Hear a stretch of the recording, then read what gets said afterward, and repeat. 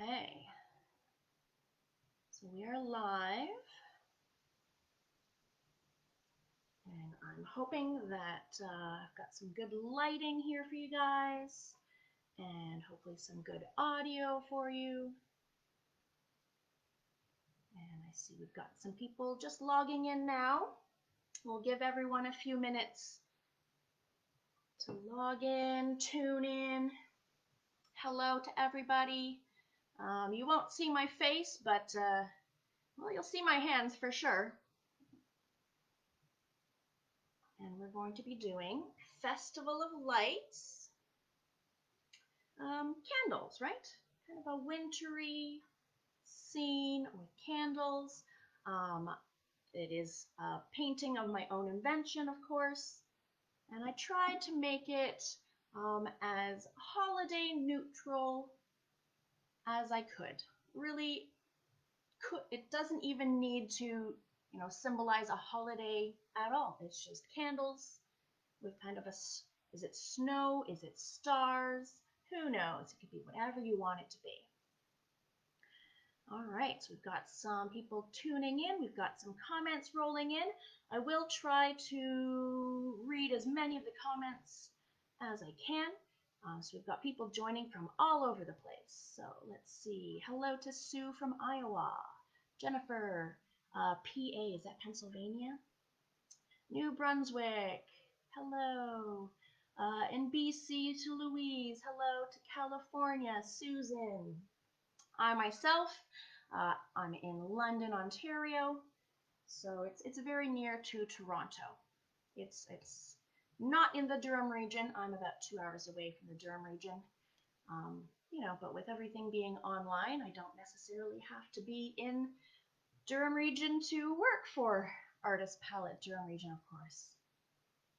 All right, so we're about a minute in. We'll give people a few more minutes. I will talk about the supplies that I have in front of me. You can kind of see everything that I have right on the screen here.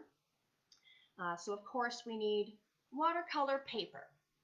So mine is Canson brand, kind of I would say a middle of the road in terms of price and quality, but that's what I use, Canson. I can even show you what that looks like. Mine is 11 by 15, but of course you can use any size for this painting. It could even be a square, but you do need watercolor paper to absorb all the water from our paints. You could technically do this in acrylic. You could just kind of water it down and do this in acrylic. That would look lovely too. So I've got white acrylic paint in addition to my watercolors. This will be used for my stars later, so very minimal, just for the stars. I'm just going to set that aside. Or a white ink. This is a white opaque ink from Winsor & Newton. So either of those, acrylic paint. What's it called? A whiteout pen. If you have a whiteout pen, you could use it to make the stars as well. I have a pencil and an eraser. I like to use a mechanical pencil just because it makes a nice, very fine, thin, light line. But use a light pencil like an H rather than, say, a B pencil. So like a 4H is a nice light pencil, but whatever kind of pencil you have, let's set those aside. Put my eraser. I've only got one paintbrush today. If you're curious about the number on it, is a number 4. Some paintbrushes have numbers on them, some don't. Not a big deal. It's just kind of a, quite thin, a little bit of a pointed tip. That'll help me get into like little corners of squares and little corners of, the tips of the flame. So it's not overly small, not too big. That's what I have. I'll put that there for a second. I have a ruler. We are going to draw a lot of lines. We're going to make a grid first, so we do need a ruler. I suppose if you don't have, any rulers in your house at all, maybe the edge of a book or the edge of maybe like a plastic cutting board, something with a straight edge to help you make the grid. It does also help you like measure out the lines, but it doesn't have to be perfect. So a nice big ruler is what I've got there. Put that there. Here's what I use as my palette is a plate, but of course you can use a real palette. It doesn't have to be as ghetto as mine. And I have many colors on my palette, but we're not going to use all of them today, of course. We're just going to use a lot of blues and greens, a little orange and yellow, but not these ones over here. But of course, you can change any color that you want here. If you want your candles to maybe represent a certain holiday or a certain someone in your life, they have a favorite color, you can change the colors at any point. So if you want these to be all purples and pinks, that would be lovely. If you don't want to do the deep blue sky, maybe you want to do a lovely light blue sky or sunset colors in the sky. You can do that too. Any colors that I'm doing, you just switch them for any colors that you want to do for your composition. I'm just showing you how to do this, but you guys make all the decisions for yourself, right? So this is just what mine looks like.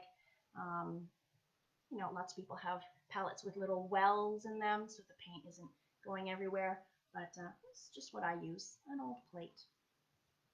I have my cup of water, and I have a paper towel, just a little piece, and then I have my glass of wine to help me wind down. Okay, so we've got some more people logged in there. Excellent. All right, so I think, yeah, we're about 6 minutes in, so we'll probably get some more people joining along. You are able to see this video forever, so it won't disappear after tonight. You'll be able to see it on our page and, you know, pause it, stop it, come back to it the next day, finish off your painting. So if you maybe get called away tonight or can't keep up, let's say, you can definitely watch the whole video later today, tomorrow, forever. Forever, forever. All right, wine break from all that talking.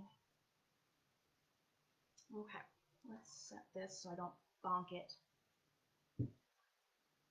All right, so of course you have to work flat. This is watercolor. If you are working on an easel, it's going to run down from gravity, right? So you're going to work flat. Now, if you maybe have cheaper watercolor paper, a good tip would be to tape down your paper to a hard surface. So a piece of masonite, let's say, tape it down to the surface of the table itself to help your paper stay flat and not like warp and wrinkle up. Mine will still do a little of that, but it'll be, you know, less because it's kind of a sort of better quality paper. But if you do want to tape your paper down, that is also a good idea. And you can also have like a nice, you know, a masked white border. If you do tape around the edge, then you have a nice crisp border around all the sides. Before we do the grid, before we do that, I do want to talk a little bit about like kind of the words that I'm going to say. I'll often talk about the transparency levels of the watercolor that we're about to paint. And this is what I mean when I refer to the transparency levels. So you have 3 different colors as the example. This is a level 1 transparency. Very little pigment, but a lot of water. So it's very see-through. You see the paper through my paint after it's dried. Versus a level 5 transparency, it's more opaque, it's thicker, you don't see a lot of paper shining through the paint after it's dry. And then, of course, you have all your middle transparencies, 3s. So if we look at our example, there is a variety of transparencies here. So in the candles themselves, I used a lot of 1s and 2s, very light, maybe a little bit of 3 in certain areas, but definitely lighter. So you kind of see the paper shining through in some places. versus the sky. Lots of nice darks up there. So those are more 4s and 5s, maybe a little 3. I would call that a 3 maybe, but you know, that's a 5. It's so dark and thick. Maybe like a 4 here, a little bit of 3. So we're going to be using a lot of water with our pigment down here, and then using a little less water when we do our sky. And the flames, they're kind of, yeah, there's some really thick bits and some medium. So that's what I mean by transparencies. Let's set that down. All right, I'm gonna just kind of clear this a little because we're gonna use our ruler, our pencil, and our eraser first. Grab those supplies. All right, so I mentioned my paper is, what did I say, 11 by 15. So maybe yours is smaller or bigger than mine, so your grid might look a little bigger, a little smaller. Doesn't have to be square, but it is nice when the grid is square. Could be rectangular. And the more squares you have, I feel like you're going to be doing a lot more work changing between each square. So if you maybe want to make it a little easier on yourself and do bigger squares than what I'm going to do, you can absolutely do that. Just make each square, let's see, mine are about 1.5 inches, maybe do a square every 2 inches kind of a thing. Everyone's grid is going to be different because we all have different size papers, right? I'm going to start with, I'm going to do my across lines first, and then I'll do my vertical. Now, I find the easiest way to make a grid is to literally use the thickness of my ruler to make my lines. So I line it up with the very top edge and I make a line. Now, that's about 1.5 inches. If you want a specific size square, then you're going to have to measure and then draw across. But I find the easiest way to make a grid is using the actual thickness of my ruler. So I'm going to go ahead and do all my lines going horizontally. Line it up. It doesn't have to be absolutely perfect. And I'm drawing, my lines here are a little bit darker than what I would normally do. I want you guys to draw your lines as lightly as you can. So enough that you can see it, of course, but just as light as you can go. But I'm doing it a little heavier than that so that you can kind of see them. I think you can kind of see them.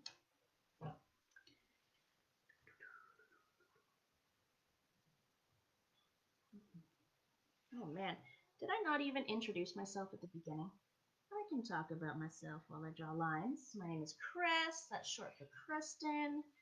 I mentioned I'm in London, that's in Ontario. And I've been with Artist Palette a few months now. I'm sort of the resident watercolor gal. There we go. So I've got my horizontal lines, and it does kind of end weirdly. If you're not into this kind of a half a square, you can cut that later on. You can cut that right off so that it's a perfect finish. Up to you. I'm not too fussy myself. So I've got all my horizontal lines for my grid. I want to do my vertical lines. And I like to have one like right down the middle. I just like that because then the tip of this candle kind of goes right up the middle. So I will measure that one. So find the middle of your paper.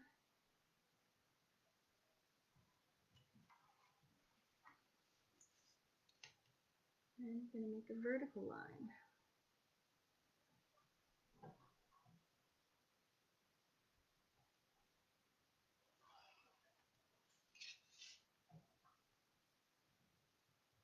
And remember, do them lightly. Do your lines as lightly as you can. Okay, so I've got one line down the middle, and then from there, I'm going to do my other ones outward. But again, if you want to measure your grid out perfectly to be exactly an inch, inch and a half, you can do that. Mine's about an inch and a half. When all is said and done, they're about an inch and a half apart.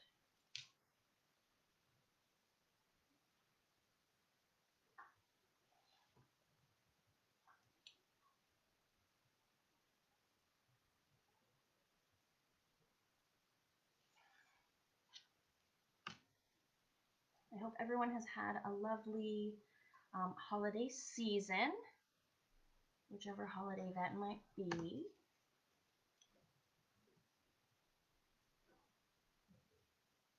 I think most of the holidays are wrapped up by now.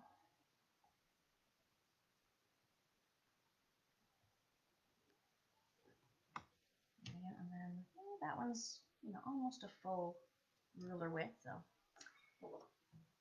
flip it around.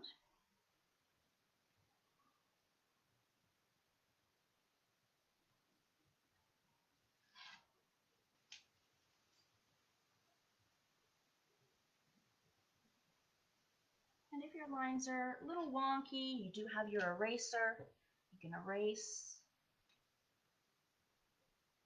And even if they're like a little bit off, in the end, people won't be able to see that once we've got all these squares filled in.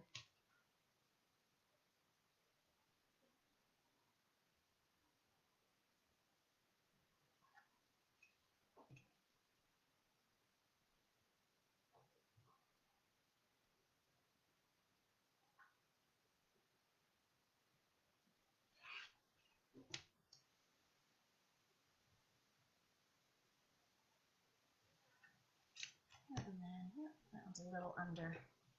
Okay. Yeah, I think you can see my grid.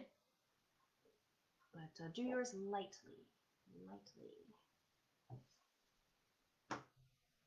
Now we're not quite done with our pencil yet. We do want to do the drawings of our candles with our pencil.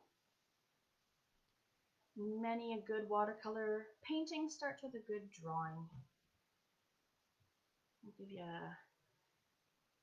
another minute to finish up your grid. That's the easy part.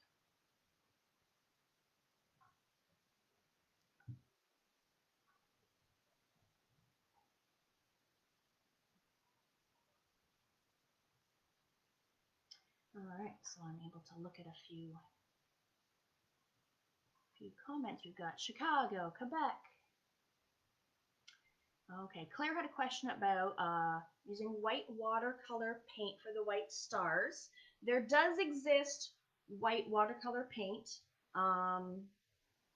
but generally in watercolor you don't use the white to lighten a color, you just use more water. So look at this very, very light blue. I have not added white to that. I've let the paper show through. If I were to take white watercolor and do these little dots, you would not see them. They would be very see-through. So that's why I'm using white, either acrylic or a white ink. White ink. So this is kind of a mixed media kind of piece, but ink is very similar to watercolor. Good question from Claire. All right, my paper size was 11 by 15. Yes, this video will be available later. So as soon as this wraps up, it'll be on our Facebook page forever. So you're able to go back and do it again, or, share this with a friend and they could do it at their house. Okay, so Bob asked about the volume. So you have to turn the volume up on your end if you need it a little louder. I suppose I could yell really loud, but there's other people in the house. Okay, so to watch it later, you just go on our Facebook page. So Artist Palette Durham Region. It's the page we're all on right now. All right, so I hope you guys have a nice grid on your page. So to make my candles, I simply used my ruler itself because I thought that would be a nice thickness for a candle. See how it's kind of exactly the size of my ruler. But of course, if you're using maybe a little teeny tiny little baby ruler, that might not work. Maybe you're using a very massive ruler, that might not work either. But they're about 1.5 inches across, or in centimeters, that's about 3.5 centimeters. And they're going to go all the way down to the bottom of your page. And I like to have kind of my tallest in the middle. So I'm going to start with that one. And the arrangement of these could be any arrangement that you want. I have, looks like 9. I have 9, but if you want to maybe represent people in your household, or maybe a certain religious, symbolism, you want a certain number of candles, then you do that many candles. Okay, so here's kind of my big one in the middle. Here's that middle line again. So I'm going to kind of do it maybe about there. And I'm personally just going to outline my ruler because that's the simplest way to make this rectangle shape. But if you're using a ruler that doesn't work, then you're just going to have to draw a line going up, draw a line here, and then connect them at the top, kind of a thing. So remember, we're drawing our drawings lightly, but I hope you're able to see where I've drawn mine. So here's my tallest, middleest candle. There we go. We're going to do the flames after we've done all of the candles themselves. So if we look at this, some of my candles overlap. See, this one is a little bit overlapped on this one. That was my choice. If you don't want to choose to do that, you don't have to. You can have a space down between each one. But I'm going to do a little bit of overlap on some of them and some not, just for interest. So I'll do one right here. So this one's a little lower.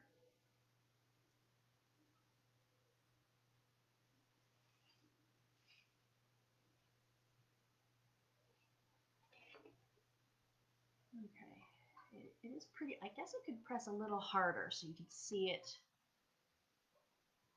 a little better.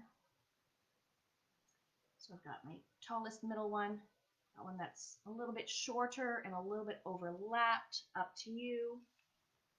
And I want to do 1, 2, 3 more. And they're all different heights. See, they're all different heights. More interest that way, I think. Let's do one, go right here.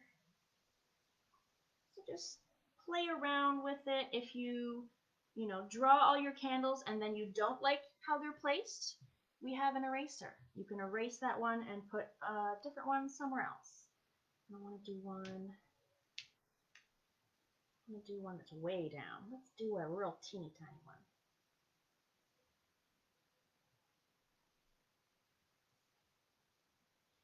And one more, we'll do one kind of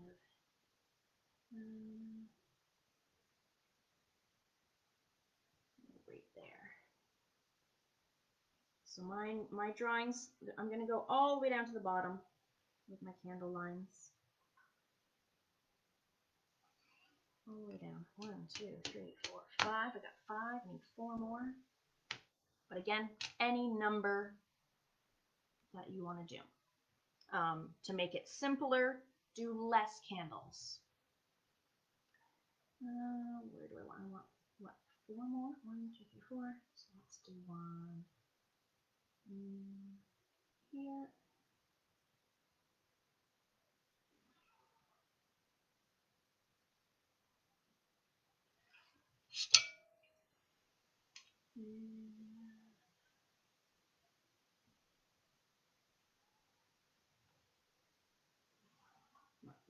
The bigger the grid, the simpler it'll be, and also the fewer the candles, the simpler it'll be for you. Maybe you're just starting off with watercolor and want to make this a little bit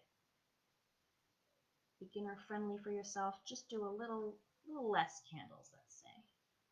Where do I want to do one? Here. Perfect.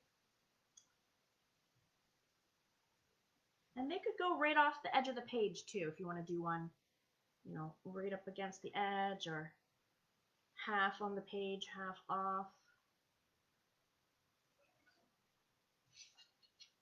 I want one more, and I want it to be little. I'm going to do it right there. One more. Right there. Beautiful. I'm done with my ruler, so it looks like a crazy mess of lines. But as we go, it'll become simpler. It's a little hectic right now. So I have about 9. Of course, you can have any number. What if you want to do, in the Catholic Church, we do an Advent wreath, and there's 2 purples, then a pink, then a purple. You could do 4 candles and represent that. You could do any number of candles for your family and then do their favorite color. That would work too.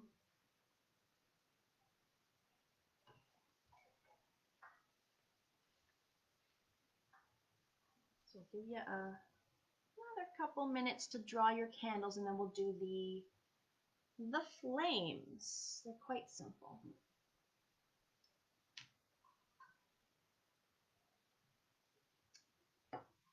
Let's see if I can read some more. All right.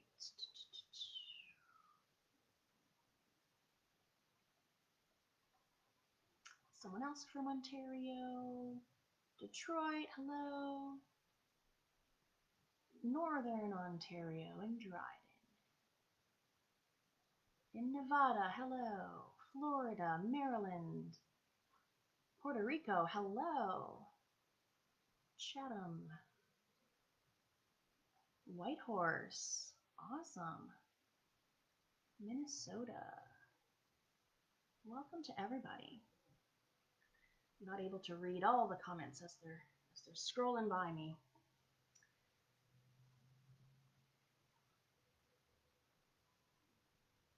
Kind of reminds me of stained glass. Does it remind you of stained glass a little bit?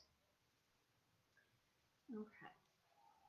So if you're still working on your candles a little bit, keep on going. The flames. I would describe them as fat raindrops, right? They're kind of raindrop shaped. So, you know, mine are different from each other. I kind of made them kind of fatter, thinner, a little bit to the right, a little to the left.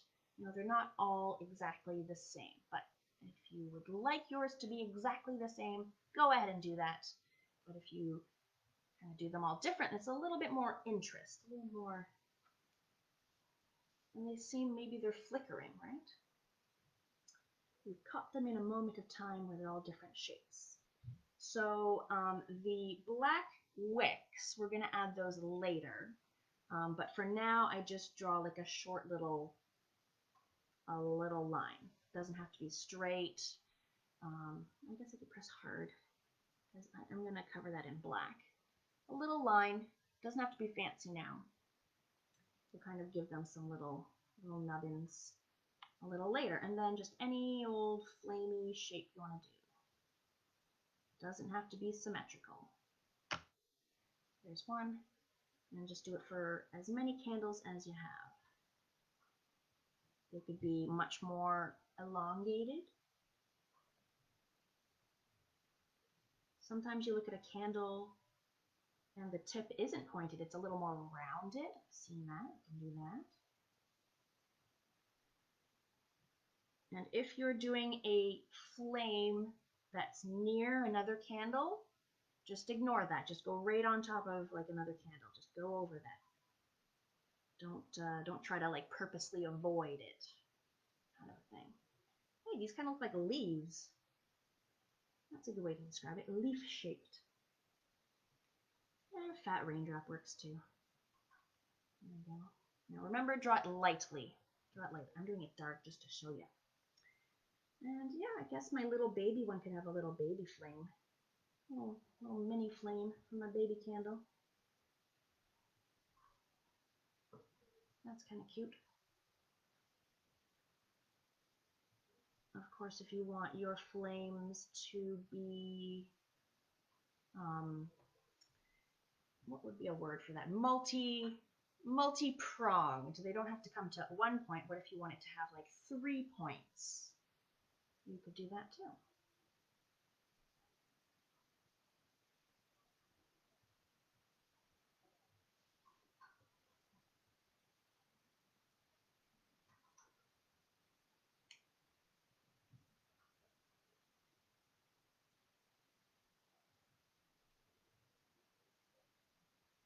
And, oh, there's a baby one. Don't forget the baby one.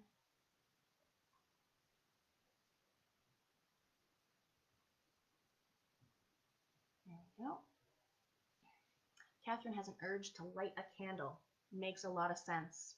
That does make sense. All right. Hello to Texas. Hello to Florida. And to boring old Mississauga. Nothing wrong with Mississauga. Virginia. Hello.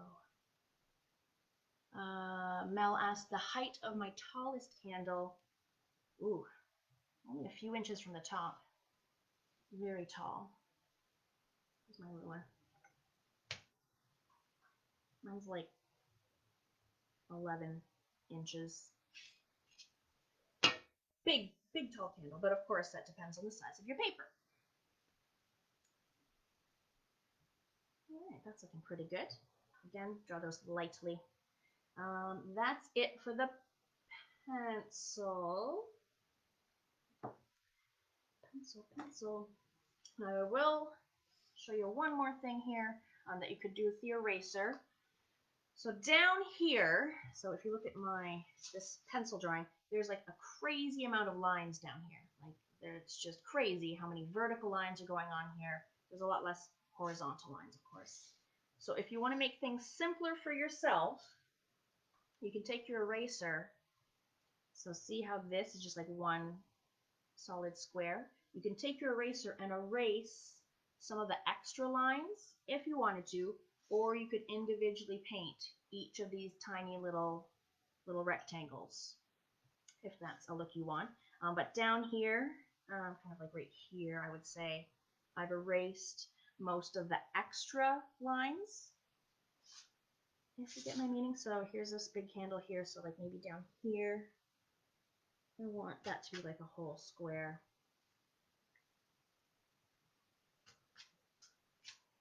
Oh, no, I meant to erase the other one. This one, put it back in. Okay. Oh yeah. So if I want this one to not be like that, erase that one. Okay, that one stays. That one stays. Okay, this one. There we go. Yes, that's what I meant.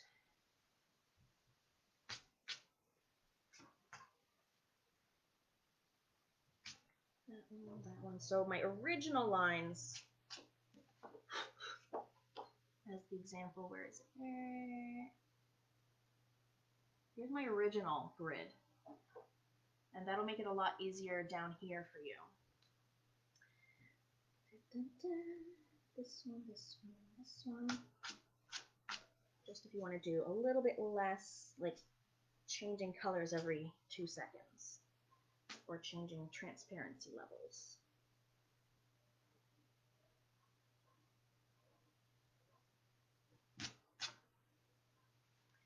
Right there. I do want to keep some of these ones over here.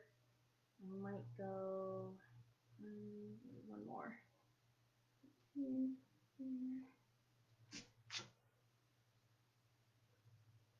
No, I'll leave those. See how it's a little more simplified down there now? It's like erased some, but the main grid is still there. Up to you. Up to you. All right. The drawing is done.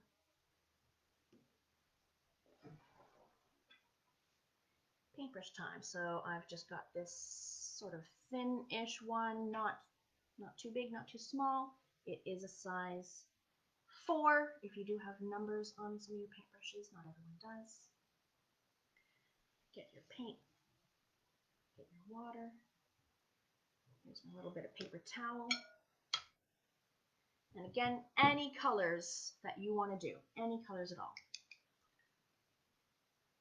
So I've got blue and green. So mine is a cerulean and a viridian green.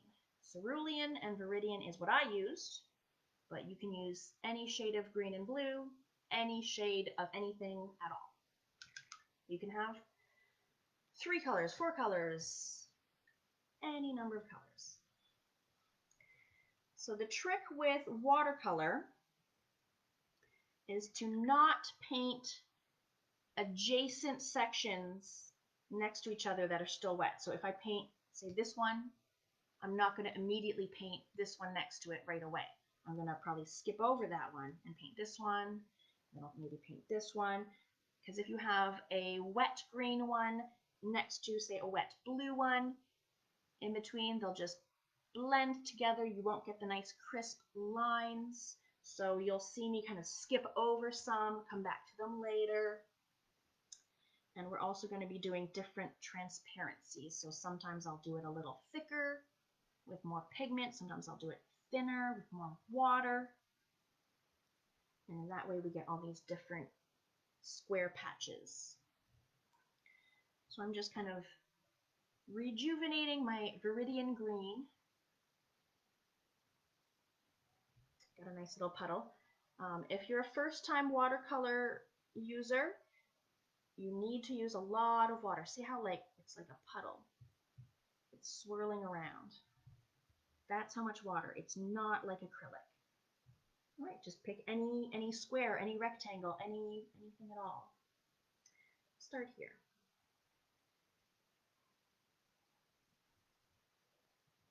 So we're doing kind of lighter transparencies in the candles. So remember, like 1s and 2s, maybe a little bit of 3 in the candles, and darker in the sky.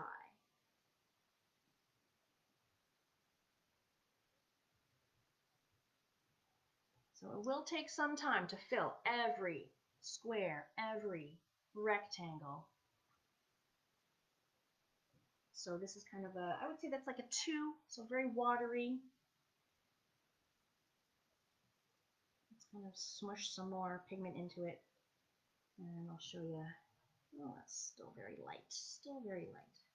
Yeah, see how that's a lot darker? But I don't want that. So let's say you just put your brush on the page and it's very, very dark. Just go for the water, add some water, and just swirl it around. Water it down.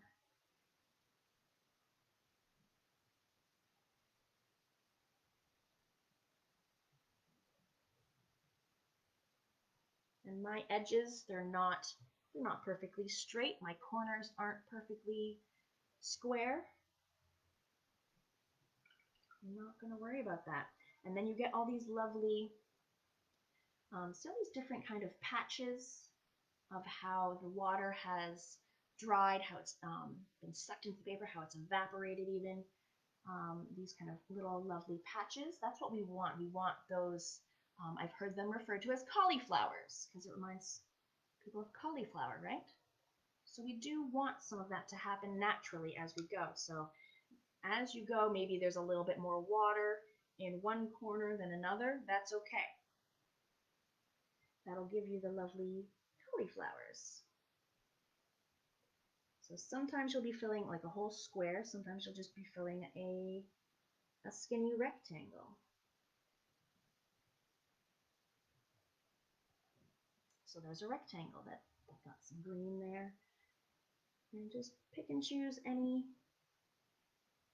parts of the candles. We're doing the candles right now, and we'll do the flames in the sky after.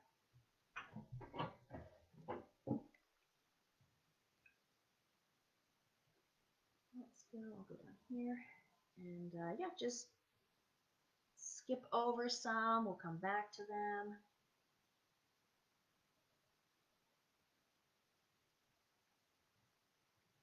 some blues in here. Where do I want to go? Right here. So if you do have bits of sky, skinny bits of sky that come down between the candles, you want to skip over those too, of course. But if you forget, that's okay. You can either paint over them with blue or leave them as they are. So as an example, so I have a candle here and I have a candle here. This little skinny bit down between them is sky. So I'm not going to paint these little skinny bits till I do the sky. Versus this candle and this candle, they're overlapping, so I don't have any sky between them. Just something to think about.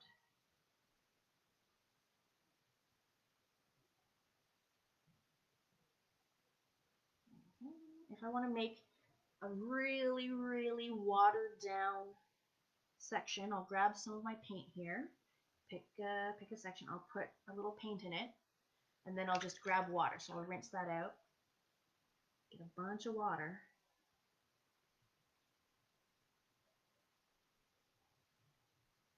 And see how light that is? That's going to be very light, light green when that dries. Oh, I have a little drop of water. He wants to be painted there too. If you do have like a drip, a drop somewhere, just grab your paper towel and blot it like immediately. So, oh, here's a little drip. Now if you, oh, here's a little drip here, you can just blot it and it'll come right up.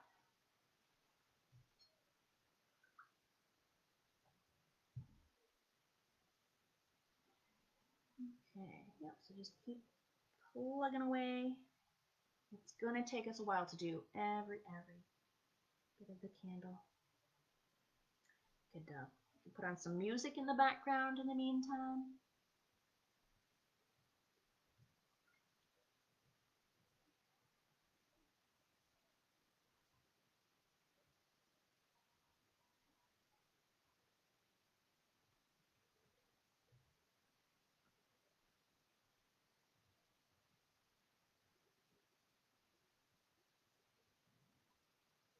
So I'm just going to be doing 2 colors in my candles, but if you say wanted to do 3 or 4 or 5, then I would do less of each color, right? So I'm going to do about half of mine green and half of mine blue, but of course that changes if you want to have more colors. So maybe only do a quarter of them green right now, or a third.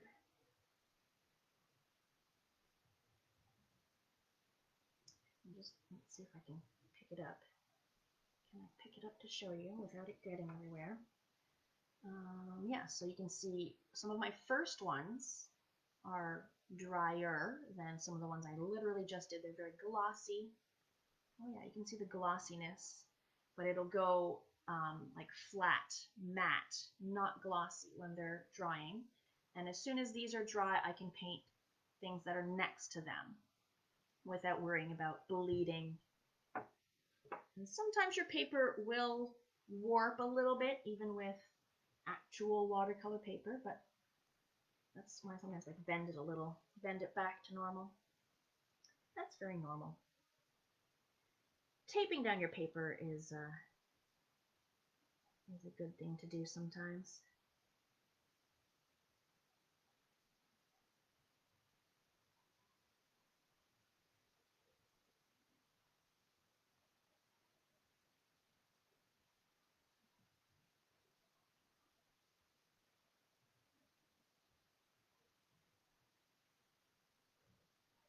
Hello in India, Paramita. Thanks for joining us. 6 in the morning. That's awesome. Well, maybe have a cup of coffee instead of a glass of wine.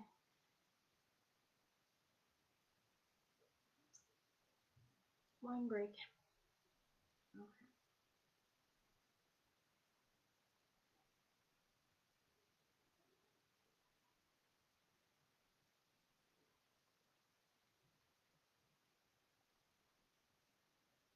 Be sure you're using enough water.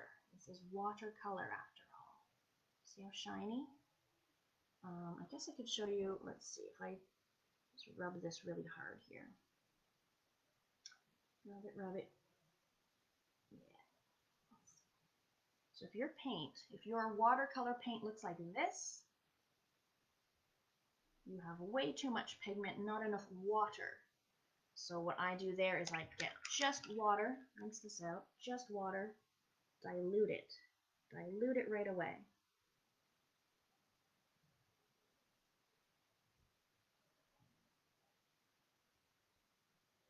Soften it.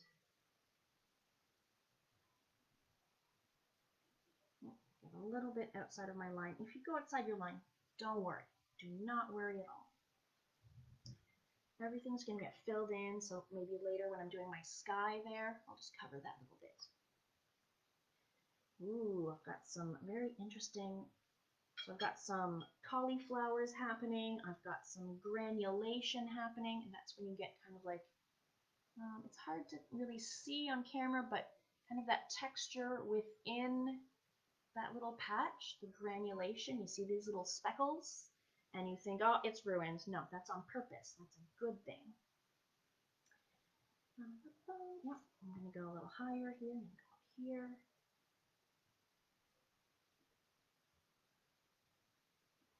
And everyone's paintings are going to turn out completely different from mine, completely different from the person next to you. This painting is going to look different than the original I did, of course.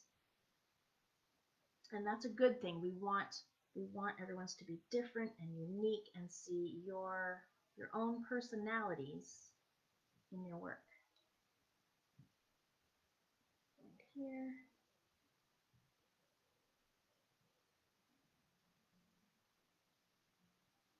And sometimes the way the paper warps a little bit, you get little valleys or little hills, and that kind of makes little puddles or little cauliflowers. Sometimes it helps.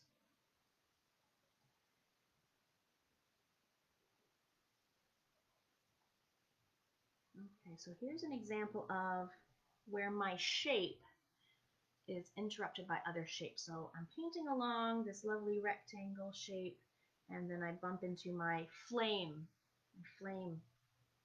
So of course I'm not going to paint green on my flame. I'm going to go around that. And then here is the top of another candle right here. There you go. So far all of these have been rectangles or squares, but this one is sort of a weird L shape. So I'm going to paint this little mini corner either a different transparency or a different color altogether. But we need to wait for this to dry before we can do that teeny little corner. So anytime you bump into a pencil shape, we don't paint the same color. Mix it up. All right, where else do we need more green? This candle is completely naked over here.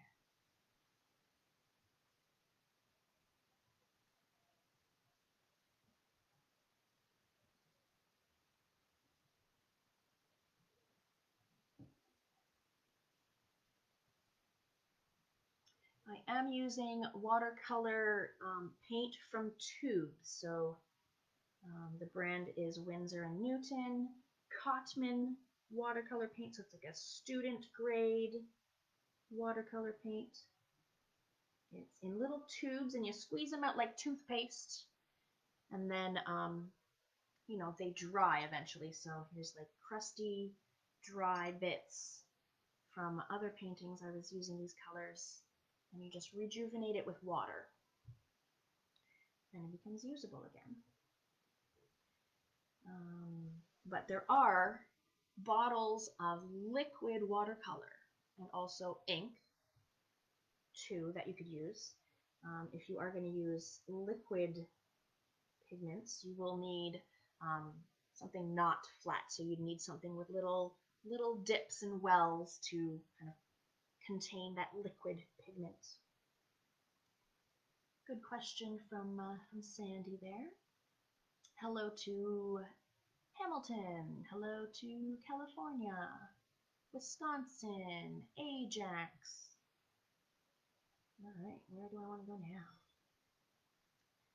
I want to do more of my really light ones. Here. Yeah, do some that are a little lighter, a little darker.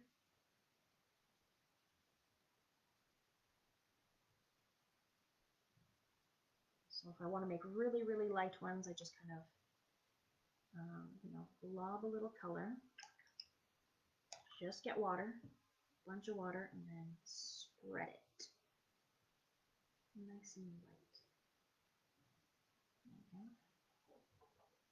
So see how some are darker, some are lighter, but all of them are very watery.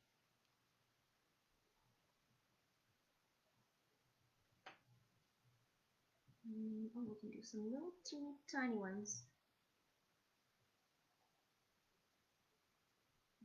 Here.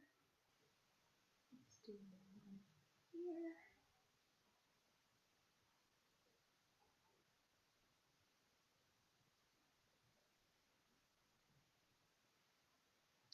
Now there is also a kind of paint called gouache.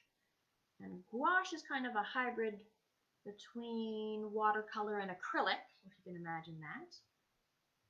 Or if you can picture it as a opaque watercolor is gouache. So you could do this painting in gouache as well. I suppose you could do this in pencil crayon. Pencil crayon would look nice. So first you grid it all out and put your candles down and then color each section with pencil crayon, colored pencils. That'd be a great activity for kids.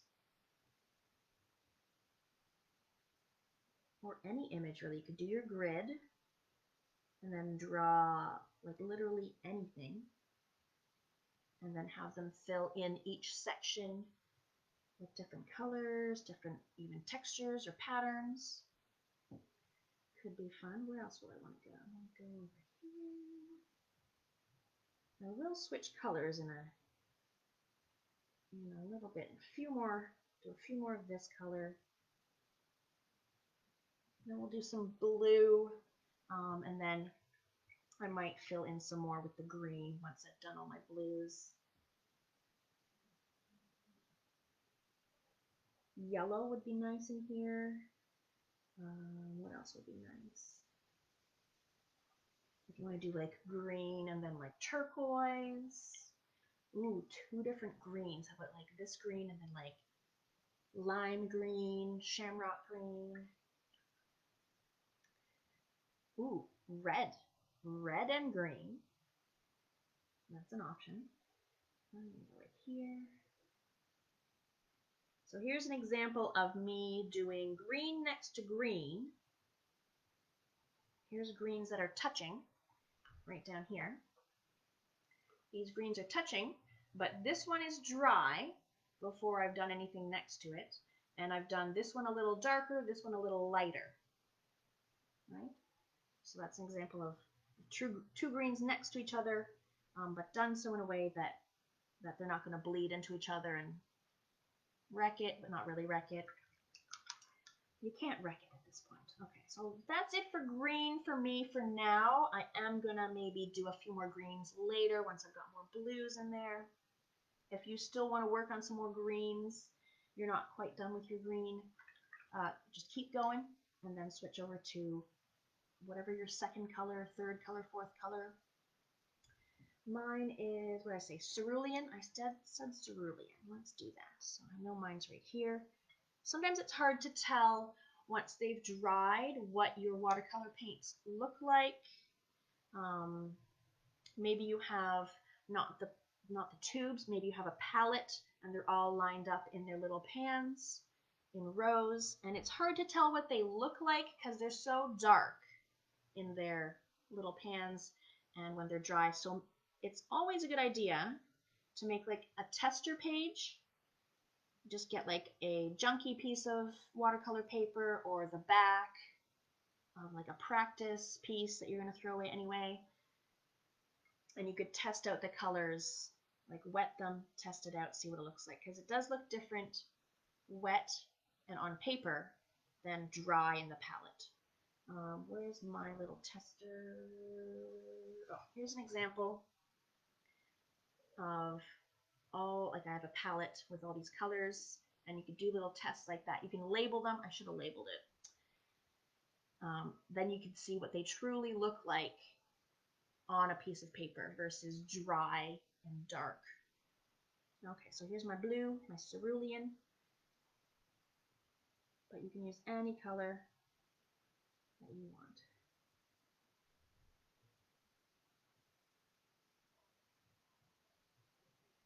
So when adding my blue, I'm going to only add it to areas where the green is already dry. I could show you, let me show you what happens when you have wet next to wet, because I'm not going to ruin it. It's just to show you. So here's a very wet bit of green. This one's also sort of wet. If I put this right here and let them touch, put this here. Let's look a little closer. Does the camera pick it up? So some of my green is going into my blue. Potentially some of the blue could go into the green. It's going to make its own kind of funky cauliflower shape there, but it's not ruined. It'll look perfectly fine when it's dry. You just don't get those crisp, defining lines if they're bleeding into each other, which is fine. That'll look fine later.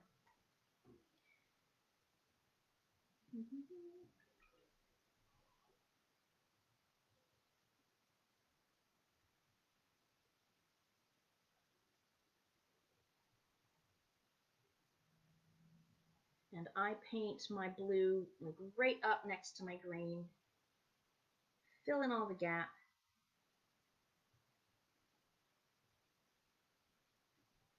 Yeah, so the blue butts up right against the green. Don't leave a gap.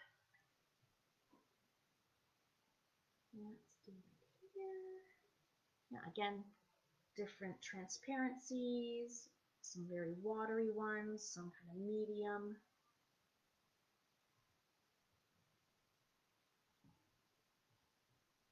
My lines aren't perfectly straight. Yours don't have to be.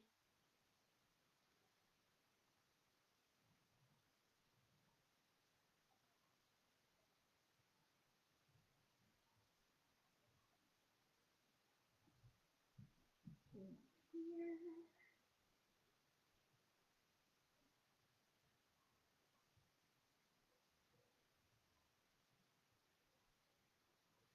Ooh, this painting would look lovely in like earth tones if you want to do this again and try different color scheme, color palette. Earth tones would look lovely. Maybe some umber, maybe some ochre.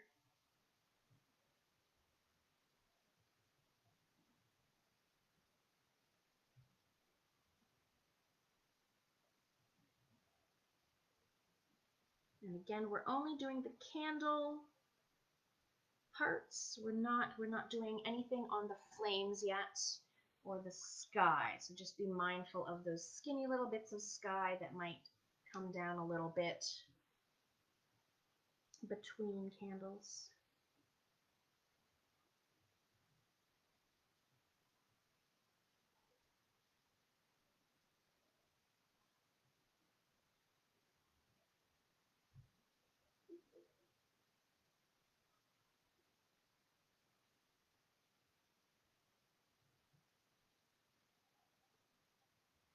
I got a little bit of ochre mixed in with my blue. That's okay.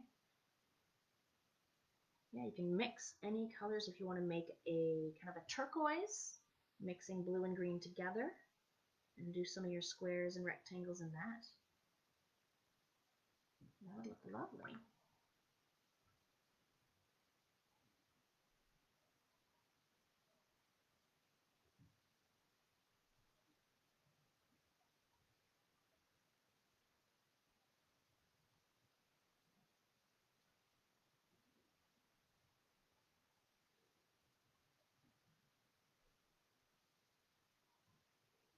This is the kind of painting I think you can do while watching, your favorite binge-worthy show and just kind of have it like on in the background as you paint. Because this is kind of like mindless painting, just filling in squares and rectangles, you know what I mean? Doesn't require too much focus.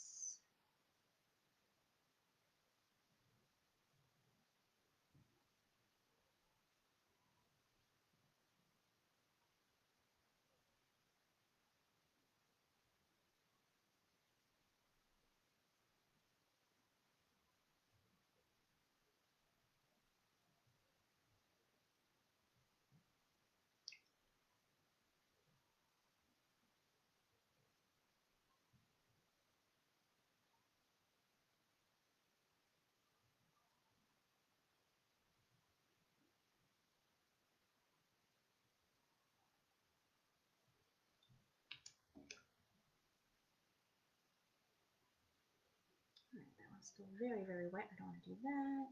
I'll go down here. There's always something you can do that's, next to a dry patch somewhere.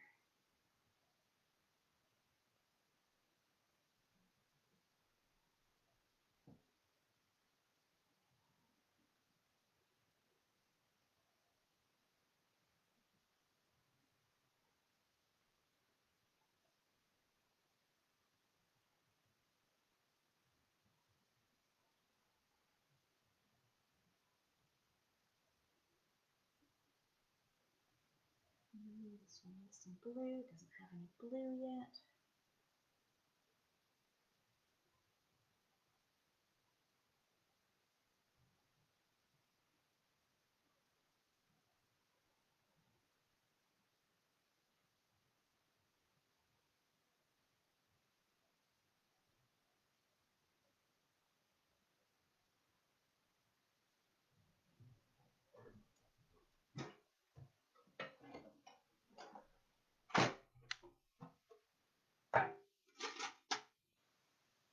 So I've run out of blue on my little palette. Little nubbin's all dried out. So you just get your tube with your little toothpaste, squeeze it out, keep on going.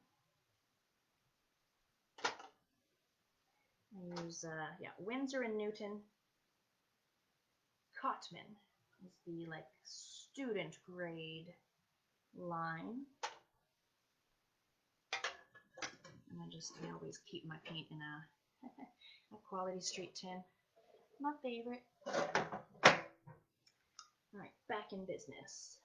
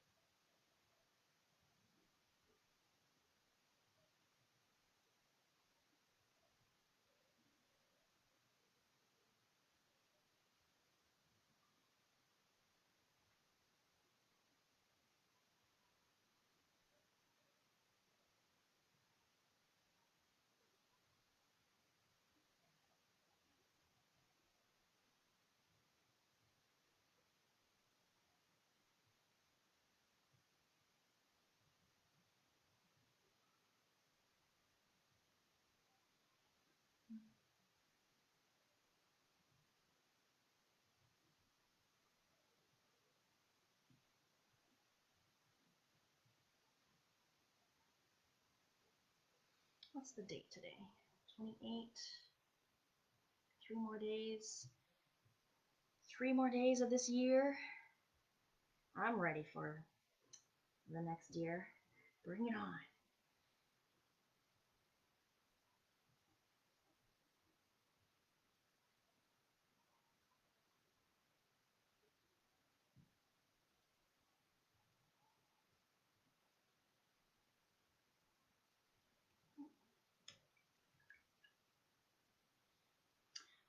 Let's see, Lori says that they've missed so much. Don't worry, this video will be on forever on our page.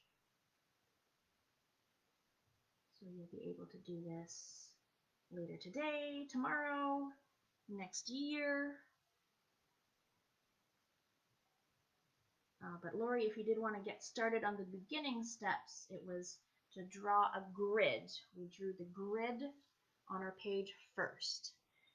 So my grid is about 1.5 inches square, but that's just because my paper is so big. Maybe if you have a smaller paper, maybe do inch squares, but just your basic grid. A basic grid, and then draw candles on top of the grid. And we have about 9 candles, but you can do any number of candles. Some of them overlap even.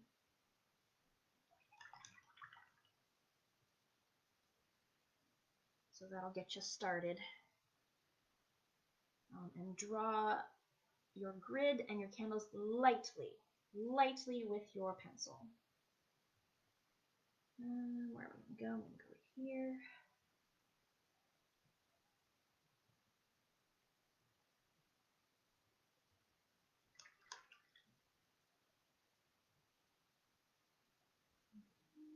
Here, a little bit darker, yeah.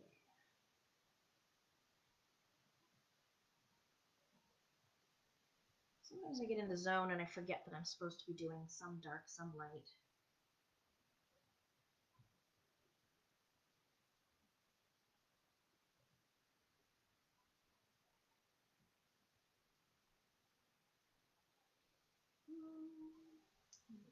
Here, over here.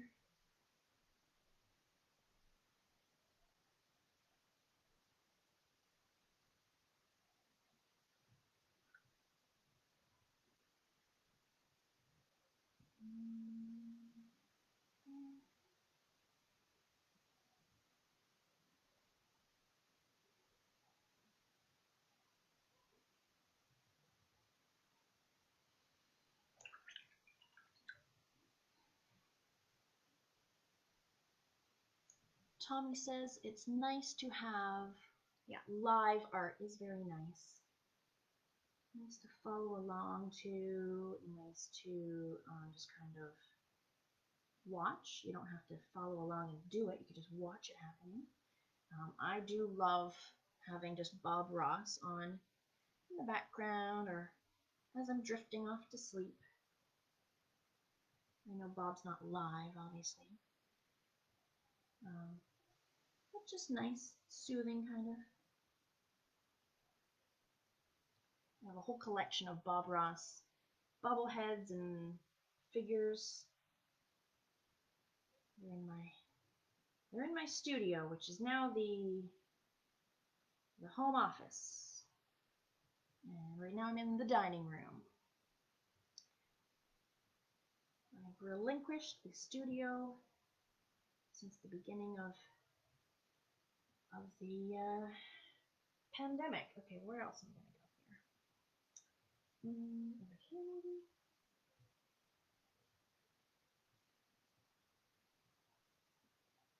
There we go. So things are filling in for sure. Still lots to go. I might do a third color. Who knows? Yeah, I don't have to do exactly what I did before. I could do a whole nother color too. Let's see what I feel like.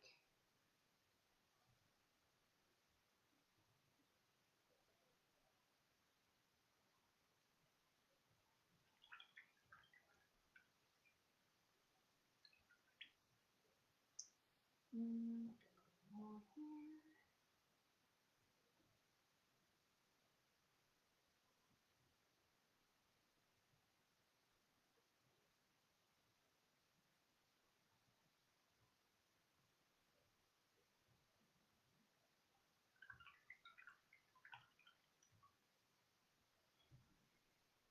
Okay, so I've got this kind of puddle here. Oh yeah, so I've got kind of blue and green mixed together in this puddle now. So I might do a few of these. So it's kind of like a little bit like a teal. It is very similar to the Viridian. I might boost it with some blue.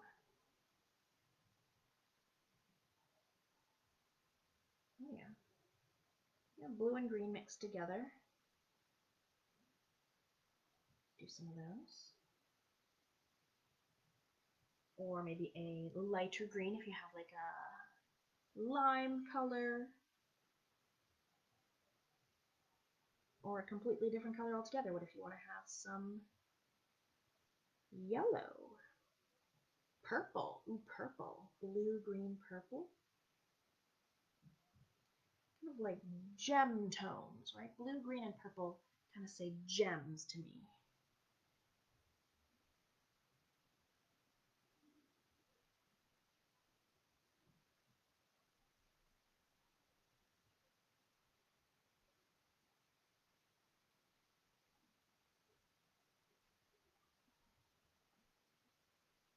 Yeah, if you ever wanted to make a painting that kind of resembled stained glass, this would be kind of a way to do that. But always remember to paint sections and then move to another section and let the other one dry. Don't have two wet sections next to each other if you're going for like a stained glass look.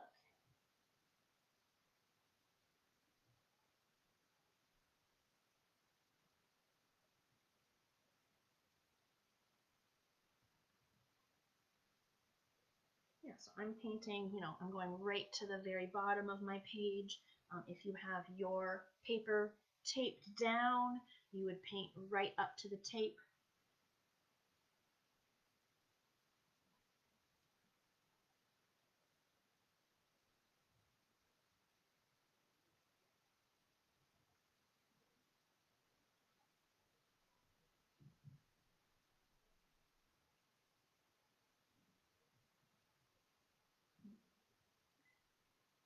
So sometimes when I want to like purposely have like those cauliflower shapes, let's look at here.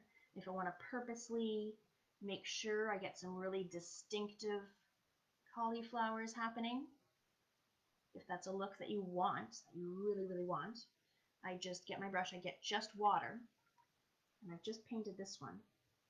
So if I want to make sure I get a cauliflower there, I'll just like dribble some water, either in the corner or across. If you just purposely add some water, you'll have a cauliflower there. Sometimes you want that. Some people don't. And where am I going to go? I'm going here. So we're starting to get filled in here. There's less and less open areas and more filled in areas. That just makes sense. I went way out of the line over here. Let me just cover that up. Let me just cover it up. It'll blend in with my kind of teal color.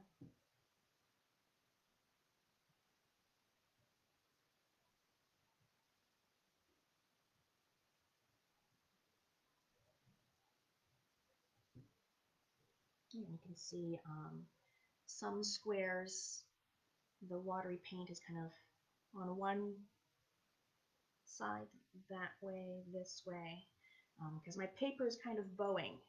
It's kind of got a hump right here, so it's kind of running. So how I fix that is I pick it up.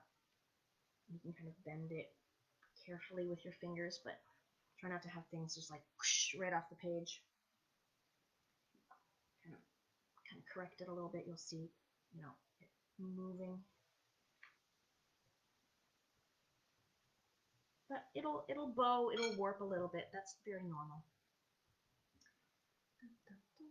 Where should I go? Right here.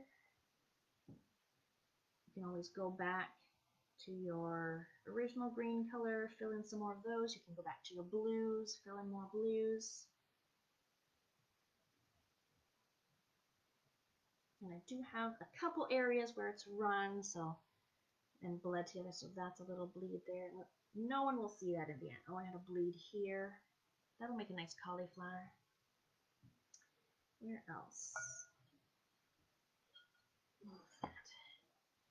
I like to rest my hand whenever I'm doing watercolor. Rest it so that your hand's more steady. And later on, when I'm going to do my sky, when I go to do my sky, I'm probably going to rotate the whole paper around because I don't want my hand, resting here while I'm painting sky. So you can literally flip the whole thing around. Don't be afraid to move the page so that your hand is the most comfortable it could be.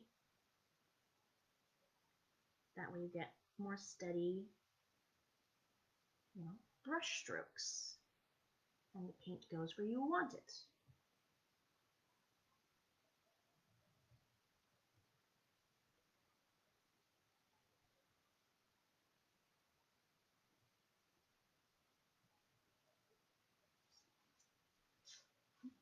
I'm even going to rotate it right now. Why not? I gotta work on this side and I don't want to put my hand on a bunch of wet paint.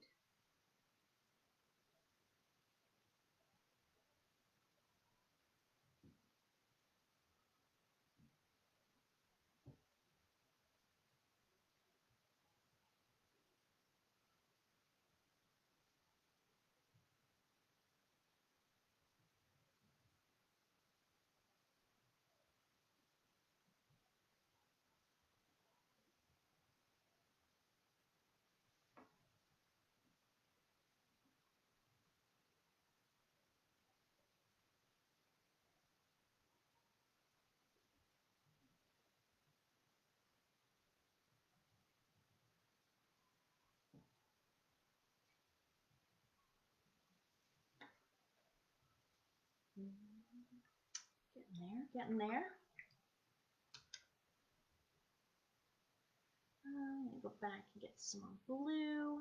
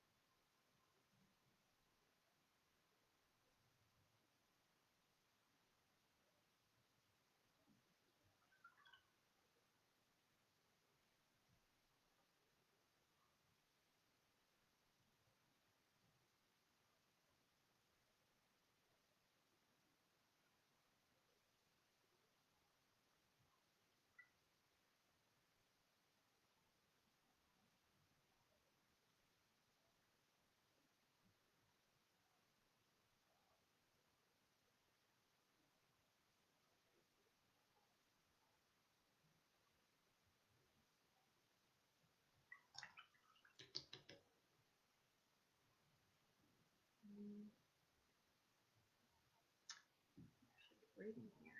Remove this.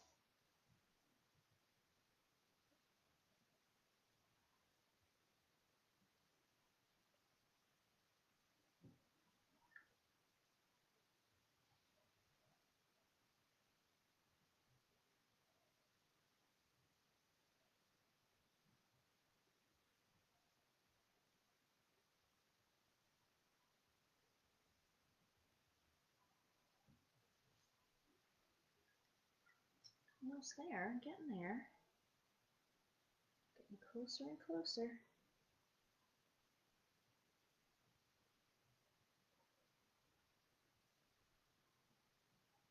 This would make a lovely holiday card.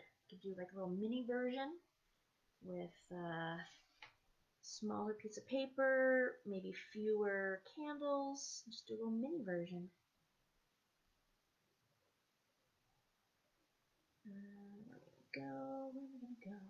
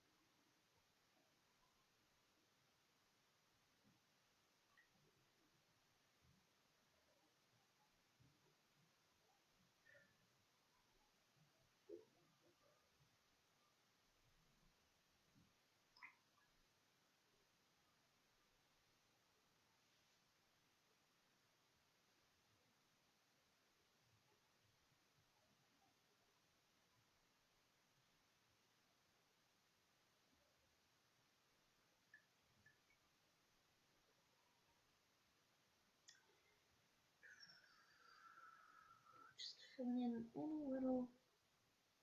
all the little gaps, all the shapes need to be filled in.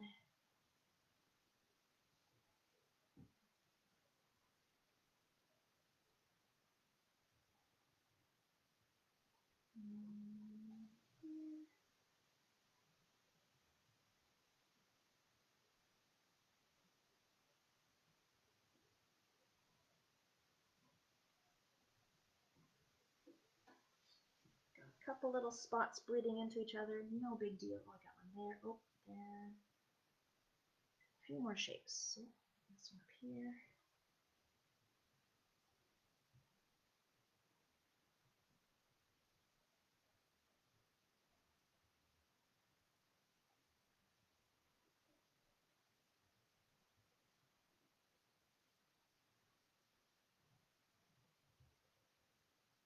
Go.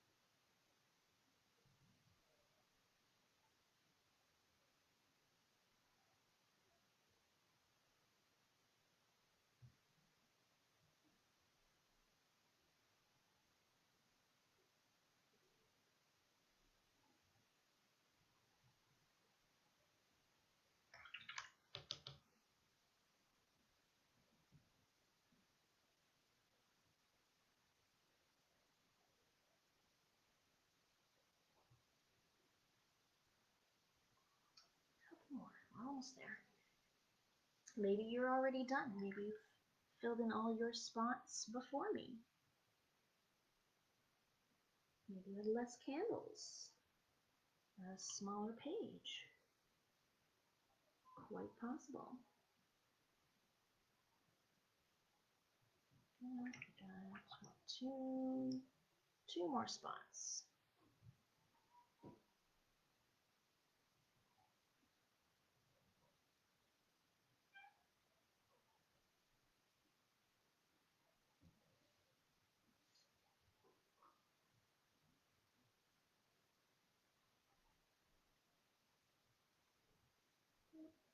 Bleed a little bit, that's okay. All right, so I'm just gonna double check, make sure I've got, every rectangle of each candle is filled in. Oh, right here, I missed a spot right here, and then a little bit right there. That's why we check. Just double check. I've got a little spot here, so right by this wick.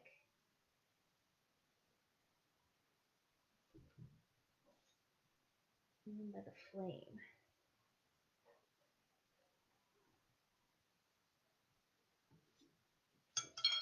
Oh, that's okay.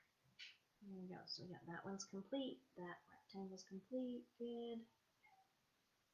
Good. Yeah, of course I haven't painted anything on the flame, so that's why there's a little bit of that candle missing from that flame, a little bit of that candle missing from that flame, kind of a thing. Yeah, and so see how it's a lovely kind of a subtle effect because we've used two colors that are very similar. Whereas if I did say purple and orange, it'd be very, very bold. but this is kind of subtle, a nice subtleness to the changes in the tones here. I'm just gonna like bend my paper. The corners are curling up a tiny bit. And yeah, so you notice there's little puddles here and there. Those are okay.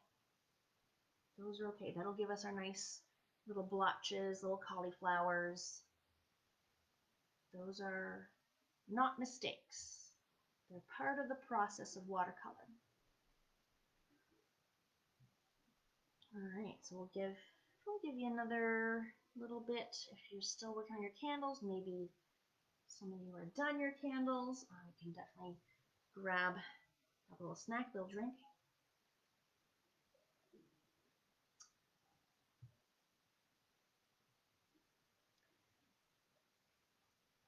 If you are done your candles and want to start in on your sky, go ahead and do so. The sky is easier because there's less lines to do, less color changes, right?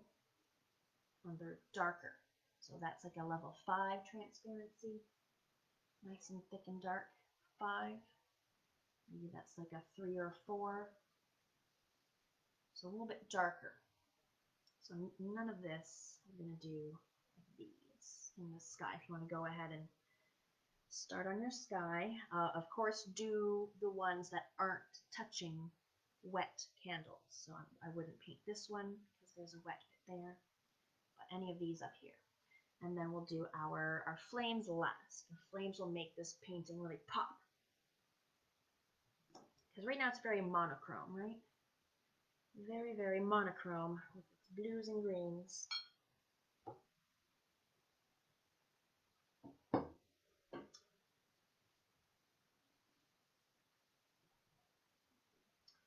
I think I will. I am going to rotate this around so I can work on my sky easier. If you're still working on your candles, just keep plugging away at your candles. Remember that the video will be up forever. If you want to just do your candles and then take a break and finish your sky later or tomorrow, you can absolutely do that. So I believe this is Prussian blue. If you have different blues to work with, I believe I just used Prussian blue.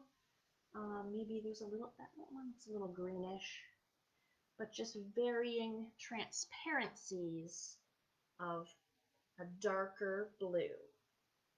Of course, if you want like a lighter sky, I would do like cerulean. That would work. You could do sunset colors in the sky. I'm going to do Prussian blue. It's over here. It's hard to tell. I'm pretty sure that's ultramarine. I think this is Prussian. Just wet it, and then you'll see. Yeah, wet your color, and then you'll see the true color that it is. Yeah. That looks good.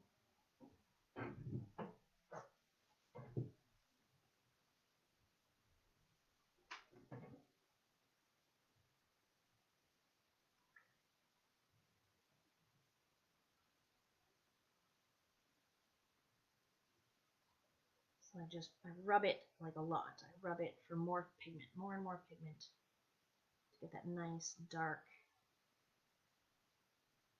transparency. Okay, just pick any one. This one. Oh yeah, nice and dark.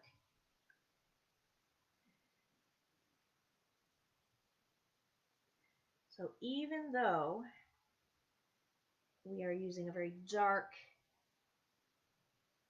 transparency, it's still very watery.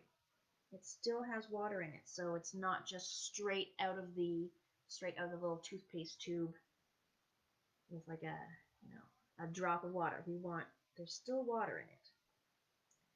We want those cauliflowers to happen.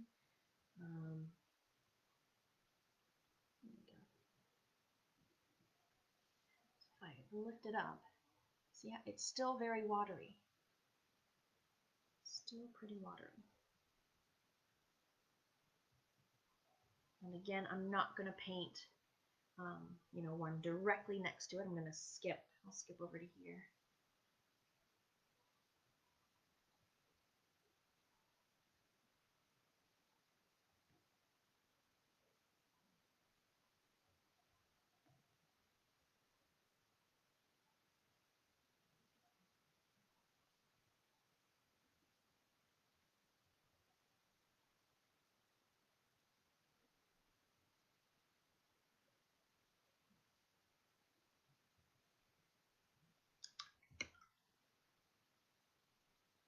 So I'll probably start with my darkest squares first, and then I'll do some lighter squares later, but with the same color. So still with the Prussian blue, peacock blue, navy blue, those would also work.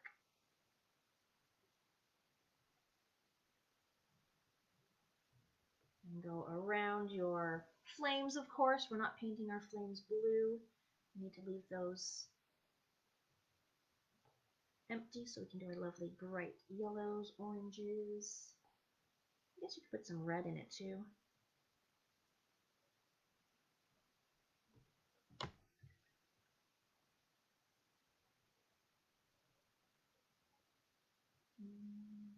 Sure.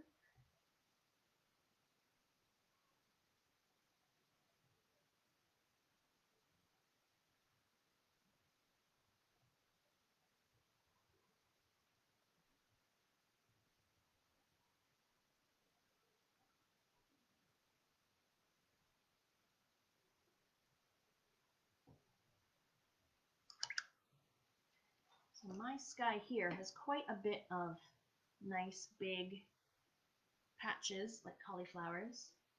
So remember what I said earlier, if you want to purposely encourage that to happen, just dribble a little water. Just dribble some water, just plain old water. Dribble it, little drops, maybe right here. But you don't have to do everyone. And then you can see the kind of natural, see how it's kind of patchy? That's the granulation of the pigment itself. Some paints are formulated to purposefully do that. Gives it more texture.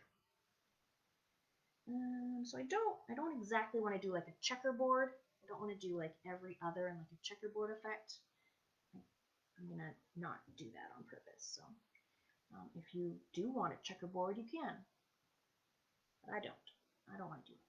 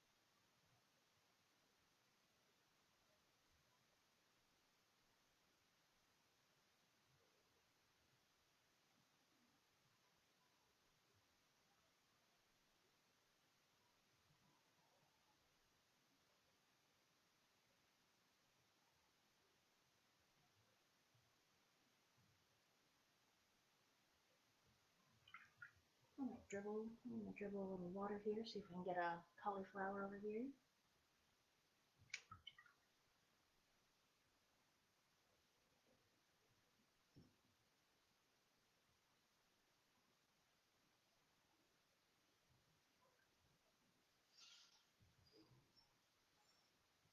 My paper is quite a large size, so I can imagine that some of you are painting a little faster than me on a smaller scale.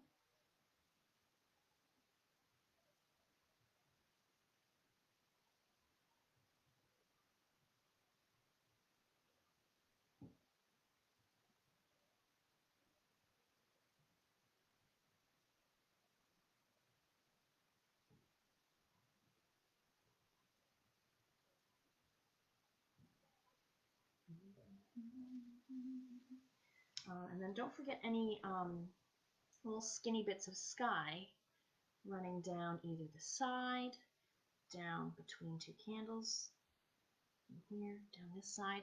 They need some dark ones too. But be sure your candles are dry next to wherever you're painting.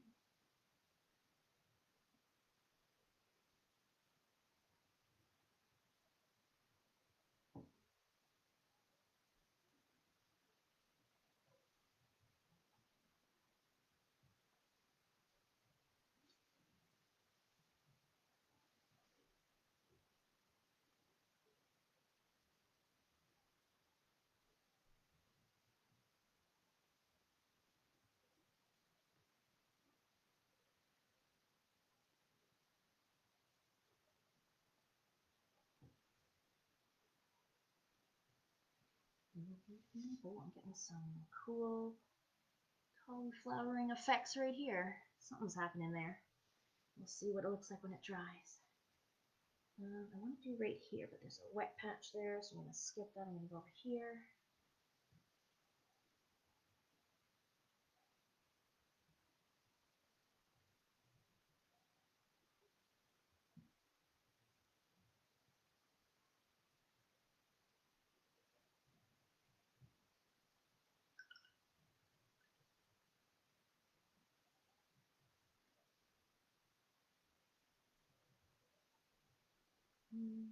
Here, again, we're avoiding the flames.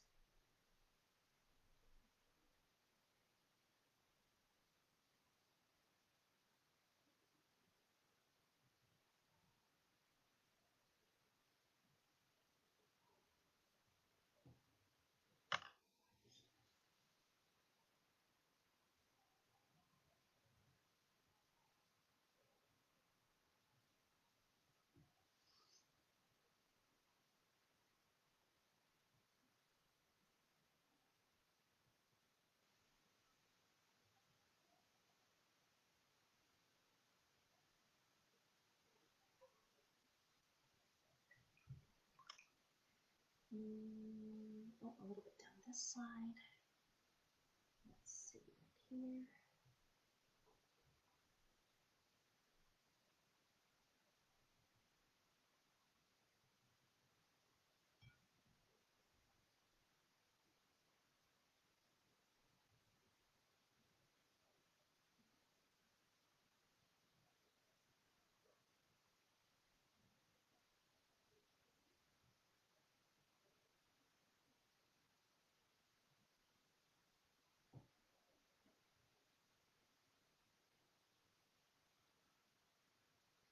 That's a pretty good amount of like really dark ones. And so I think the next ones I'll do will be kind of a little bit lighter than those. Rotate. Yeah, you could use a different shade of blue. You could do kind of like a bluey green, bluey purple. You could do some black. If you wanted to get some black, you could do that.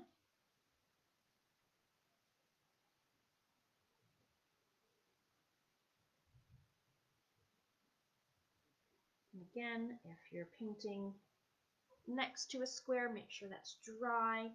But it's not a big deal in this case if it does bleed because they're the same color, just different transparency levels. So if some of this and this bleed, no one can see.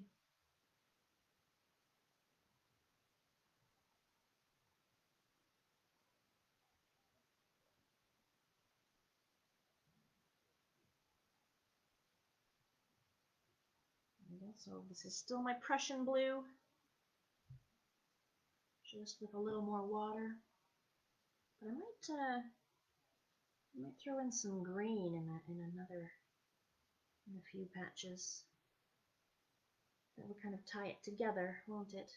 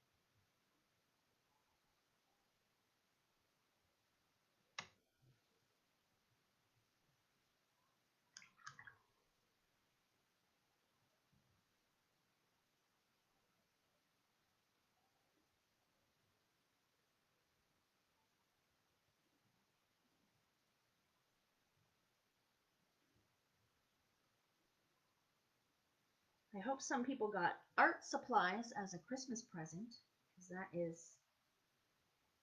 the gift of creativity. What could be better than that? I got, what did I get? A little mini, it's the cutest thing, a little mini watercolor palette on a piece of birch, like a piece of wood. It's so cute. So you can do little travel, bring a little small watercolor notebook and this little teeny little mini travel palette along with it. So cute. Do some paintings in the woods. And, from my fellow hosts, from Liesel and Vera, they sent me some paper, some watercolor pens, and also pastels. So maybe I'll do some experiments with pastels, and maybe you'll see an event in the future from Artist Palette with pastels. Who knows? I haven't used them in a long time, so since like high school. I won't tell you how long ago that was, but I will definitely have to brush up on my pastels to be able to teach you to make a pastel work, but that'd be nice because everyone's kind of mastered acrylics, I think, over the summer. Maybe you just started into watercolors this fall, this winter. So maybe the next step would be pastels.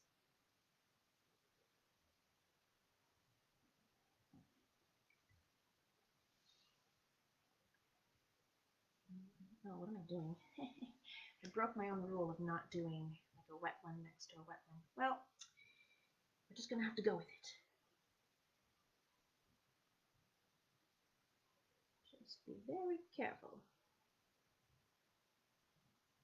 But they're the same color, so I'm just losing that kind of definition. That's alright.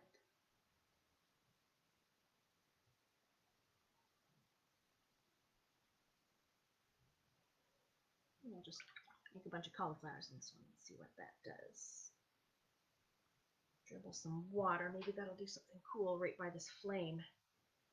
Maybe it'll look like it's glowing. Ooh, that's an idea. So maybe like here, dribble a little water, and then it could look like a glow. I'm gonna do that. See what happens. Oh, I got a drippy going on here. Oh well, got distracted.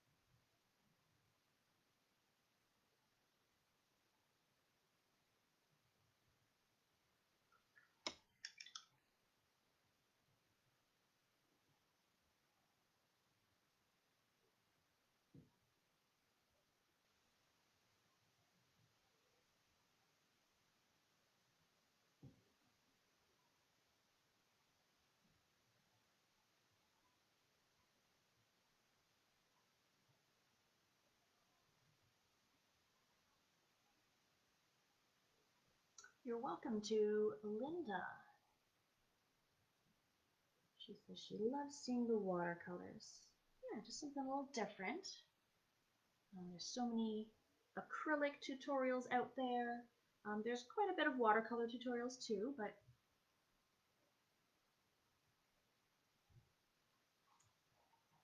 I do like the watercolors. Someone has described watercolors as reminding them of finger painting. And yeah, I get it. I get it. It's more free, more loose, I think. So Kind of takes me back to finger painting as a kid. You're just making a mess and it just ends up going where it wants to go.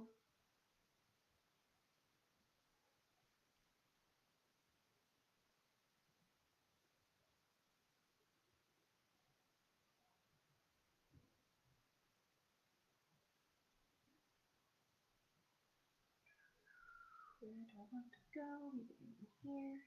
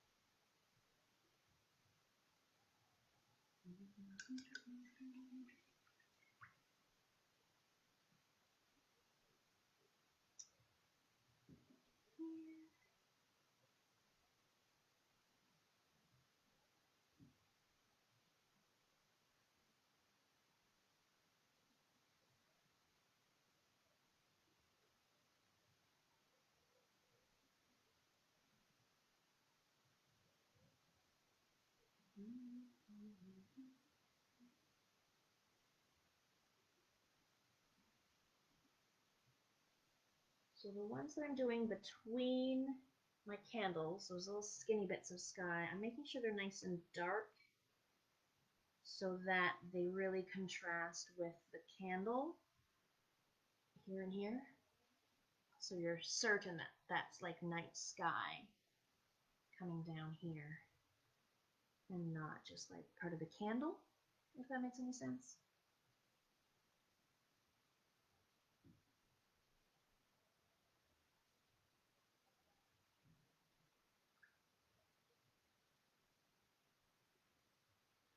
Right here.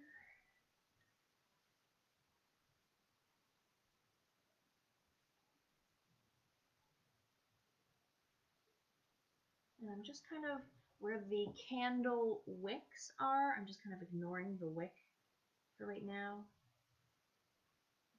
I'm not like switching transparency level when I come to that little divide of the wick. We'll do our wicks with black, like at the very end.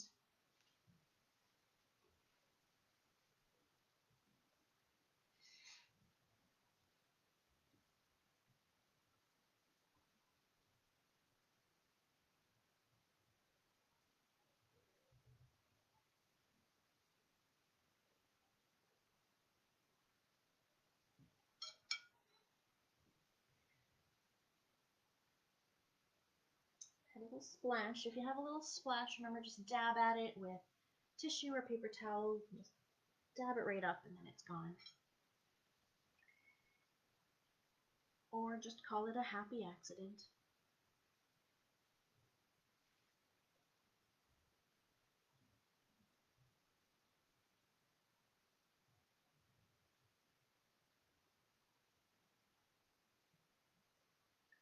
Does everyone's water look like blue Kool-Aid?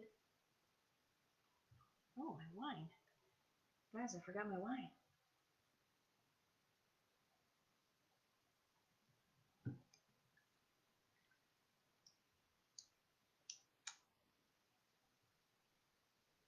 It's always a good idea to have your paint water in like a cup that you won't mistake for like a drinking glass, or a drinking glass you won't mistake for a paint cup. I think it's funny that people sometimes have those coffee mugs that say, one says coffee and one says paint water. I would get those confused. I wouldn't look at the labels. I would just grab it and drink paint water accidentally. It's happened to the best of us. Oh yeah, we get some nice little patches, how it's drying. Oh, that's a good one over there. Oh, that's a good one.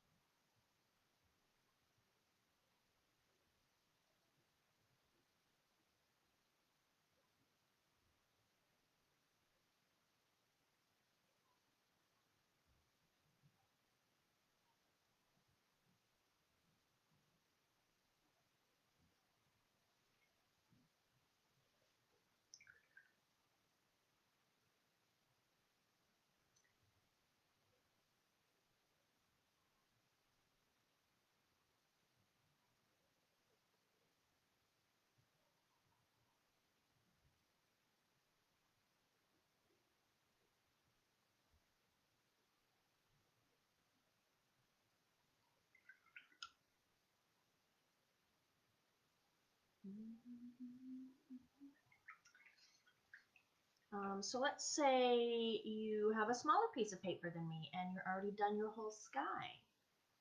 Well, that's good. Good job. You can let that dry a few minutes and then you can go ahead and do your flames, and I'll bring that back a little so you can look at those yellows and oranges in different transparency levels. So if you are done your sky, make sure whatever flame you're going to work on is near dry patches of sky. And then go ahead and do maybe your yellow first, then maybe your kind of a light transparency of orange, and then a darker transparency of orange, or maybe even red.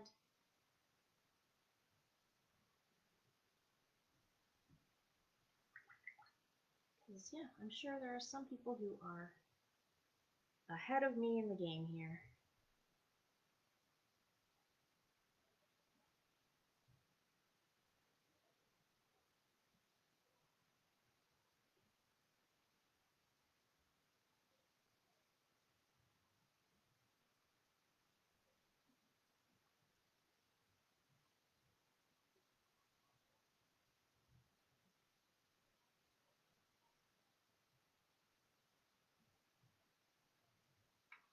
Oops.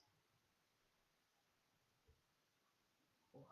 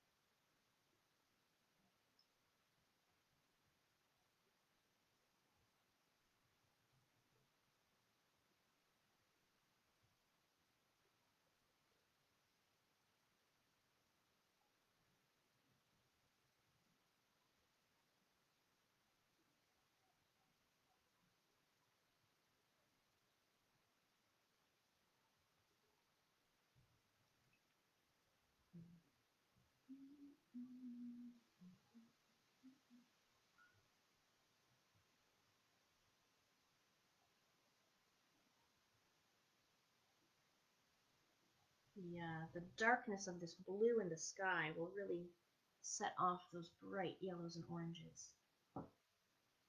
So if you have some really dark ones right near, the contrast is going to be unbelievable.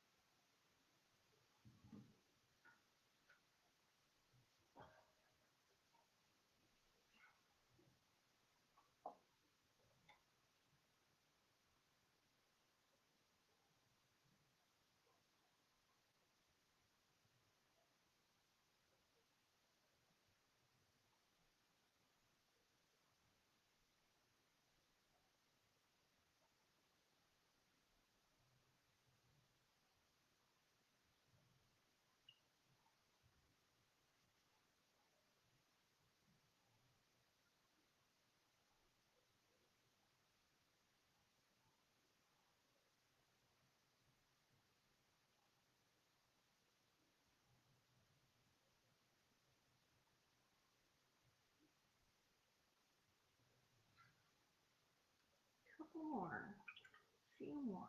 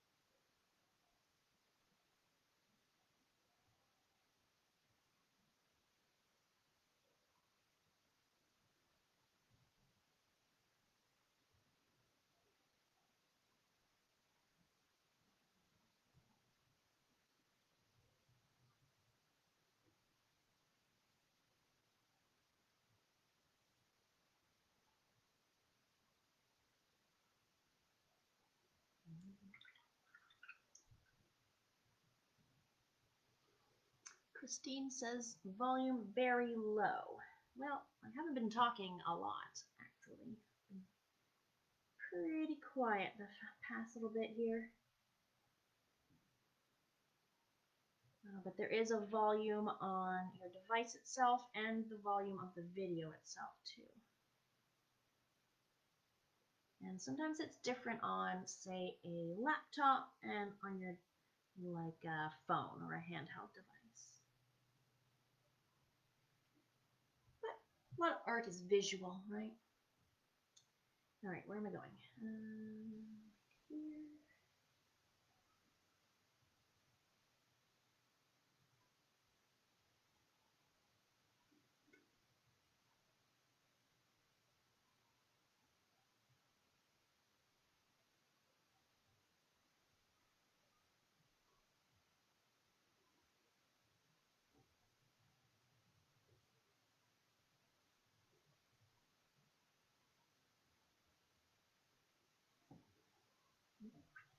One more.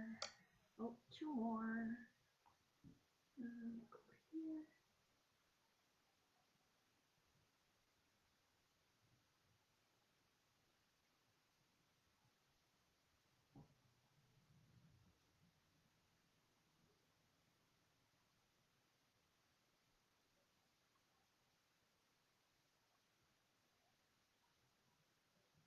Yeah.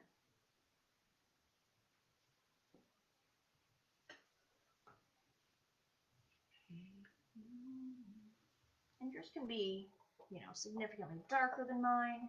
Maybe you used a different color than me. Maybe you've got some black in there. You can definitely put some black if you want it to really look like a night sky. Black would be good. Purple would look nice in there. Very bendy. Very bendy. So we definitely need to let as much of this around the flames dry before adding yellows and oranges. But there's some that'll be, yeah, this one's almost ready to go because this is dry, that's dry, this one's almost ready to go. And then we'll add, are they stars or are they snow? Could be either. Maybe if you're painting this at a later date, maybe you're painting this and it's not the holiday season. Those could be stars. They don't have to be snow. Right, because I'm sure there's some people watching this video in 2021, in the future. Ooh, I've got some little starburst kind of cauliflowers going on all over the place. Those are cool. Looks good. So while that's drying a little bit, maybe you're still painting a little bit, I do want to tell you a bit about some future watercolor events coming up with me while we're waiting for that to dry a little bit. So here is, it's called Galaxy Koi Pond. Here it comes. There it is. I don't want to set it on my wet watercolor. Galaxy Koi Pond. So this one is a paid event on Zoom. So it's a smaller class size with me on Zoom. And you're able to ask me questions directly and get your answers. And you're able to show me your work and your progress along the way in our Zoom classes. And you also get a recording of the whole painting included in the cost of your ticket. So Galaxy Koi Pond, we're going to do that one on January 9th. That's a Saturday at 6. So to get a ticket to that, go to our website, Artist Palette Durham. So here's an event that's coming up. So similar to the one we're doing right now. This one is coming up near the end of January. It's called Totoro's Friends from the movie My Neighbor Totoro. And this one is January 23rd in the afternoon, 1 o'clock. So that'd be good for kids to join us in the afternoon. So on Facebook Live, this one's for free. And I also want to tell you about our Watercolor Lovers Facebook group. So it's on Facebook through Artist Palette Durham Region. So to find it, just type in Watercolor Lovers. Watercolor is spelt with the U in it because we are Canadian here, so we do have the letter U in it. Where's my piece of paper? Where is it? Here it is. Feel free to join our Watercolor, spelled with a U, Lovers Facebook group. There are weekly free paintings to do. So every Wednesday, I show you how to paint something with watercolors. And they're fairly simple. You do them on your own time. So they're like 10 or 20-minute videos, and you do them on your own time. So we did this one with birch trees. Ooh, was that a week and a half ago? And we use masking tape to mask the shape of the trees while we do the background. So that's a free demo in our Watercolor Lovers Facebook group. Coming up this Wednesday, so 2 days from now, I'm gonna show you how to make this one. A wine glass with splats, and I just put a funny little phrase there. Sip's about to go down. But you can do a champagne flute, maybe for New Year's, and then we just do fun splashes. So preview of what I will release this Wednesday in our Watercolor Lovers by Artist Palette Durham Region. Join it. It's free. And it'll teach you all the basic fundamental skills too. So we go over how to do the different transparencies if you're struggling with that. Precision exercises, so fine line work, that kind of thing. Color mixing, all the fundamentals. Okay, that one's dry. Those are dry. Some of them are dry. We can work on some of those. So maybe you're still working on your sky. Keep going at it, and then you'll catch up on your flames later. I'm going to start with yellow. Yellow, yellow,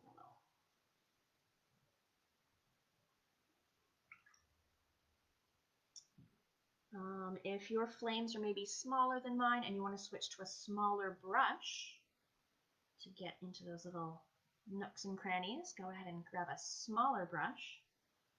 We'll see how I do with this. So let's see if we can look at this closer. So we're still observing the lines we made in pencil. So they end up being kind of geometric shapes within the flames, right? But if you don't like that look, you can definitely just kind of do your own combination of yellows and oranges within the flame. So I'm getting my yellow. I have, this is cadmium yellow, but I have lemon here as well. Okay, so make sure things are dry near where you're going to paint.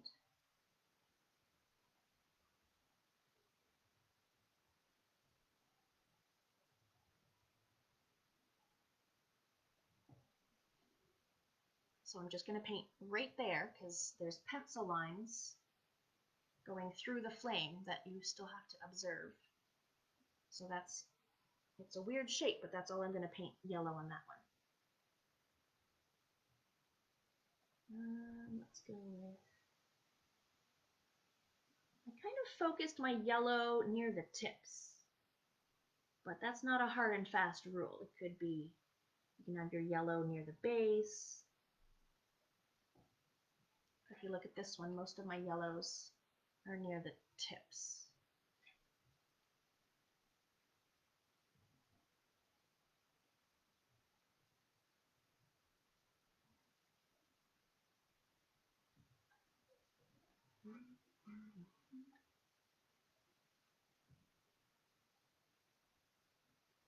And you can definitely have, multiple sections within one flame as yellow. So I might do yellow here and then kitty corner to it. I might do some over there too.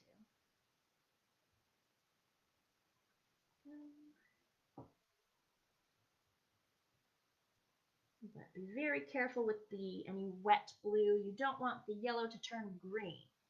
Yellow plus blue is green. And you definitely can get fresh water if you want, but I find it doesn't really affect the color too much. It looks like very blue water, but there's so much water and not enough pigment to actually make a difference. That's what I've found, but if you want to change water, you can.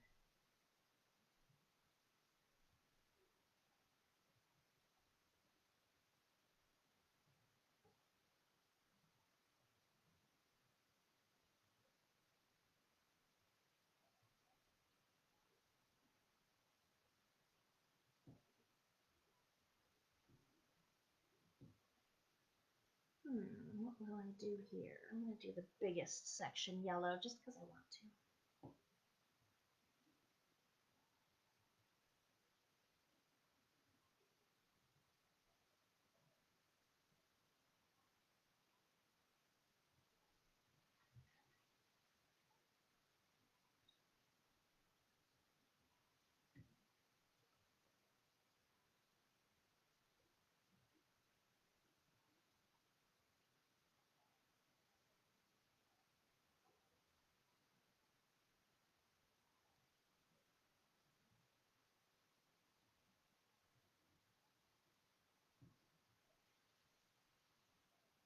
See how that yellow really is popping against that blue? It's beautiful.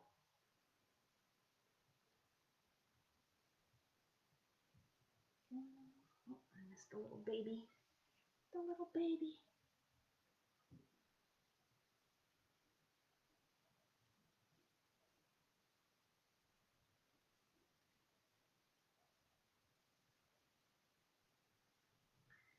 There we go. Yeah, just have a look. Maybe you want to do a little bit more yellow. Someplace you didn't notice before. Yellow here. But I still have patches for my orange. I do want some orange. I might do one more little yellow.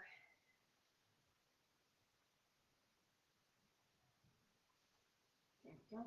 Now we do have to wait a couple minutes for the yellow to dry to put the orange next to it, but if I look at, say, the very first one I did, that's already starting to get that kind of matte finish. It's not as glossy, so it is getting sucked into the paper. It is getting absorbed.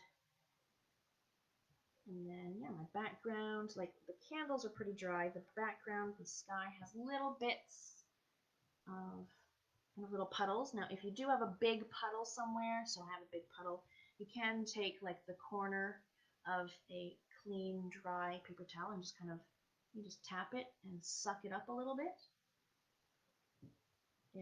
If it's like going too slowly for your liking.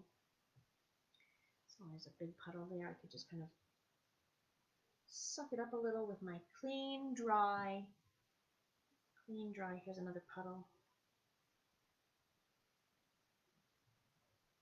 And that'll just kind of shorten the dry time by a couple minutes.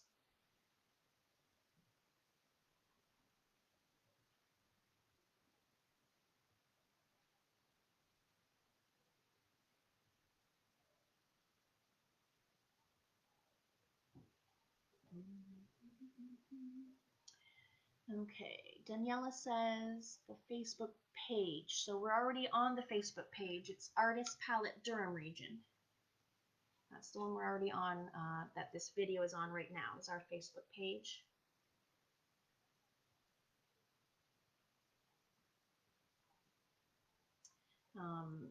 Maybe you were meaning the website where you buy the tickets to events is artistpaletedurham.com. Maybe that was the question. All right, so I'm going to do a bit of orange. So look at what yellows are the most dry.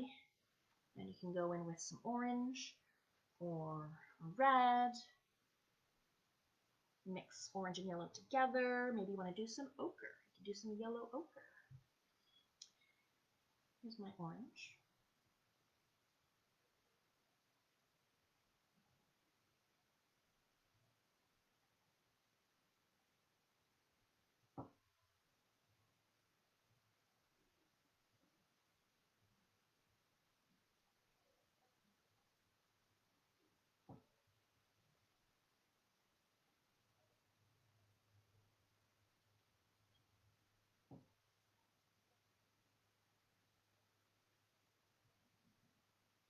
And you really can do like any transparency that you want here. If you want to do really dark, really light, medium, like a number 3, that'd be fine.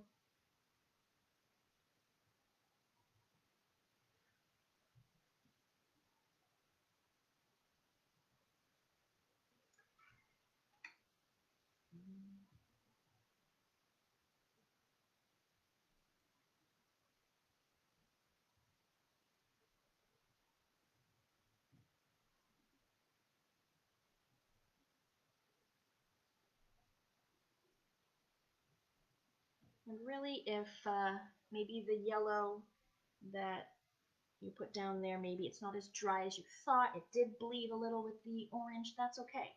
They go together well. Orange and yellow.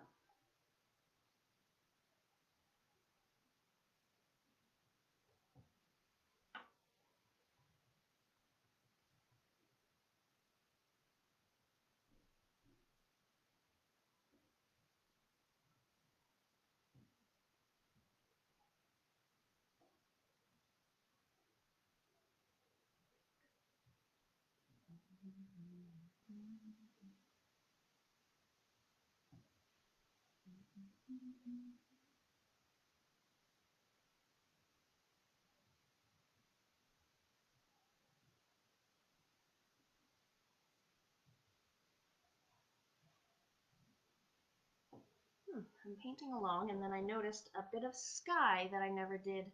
So I'll have to go back and fill in that teeny tiny bit of sky later after my orange is dry.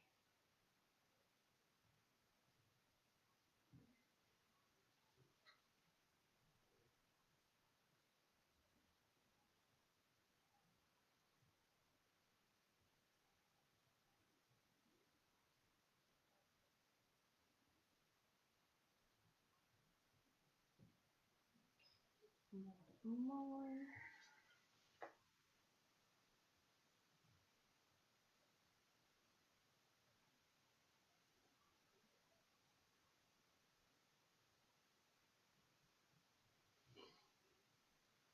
That looks pretty good. And then I might do red, or maybe like a red orange. Pardon me. Pardon me.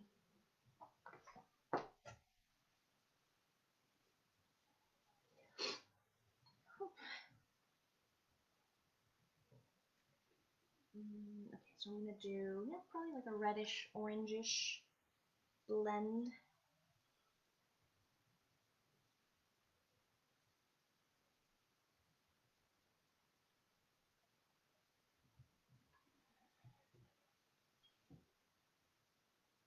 That looks good. Reddish orange. Or just a different transparency level of orange. You could do like a lighter or a darker transparency.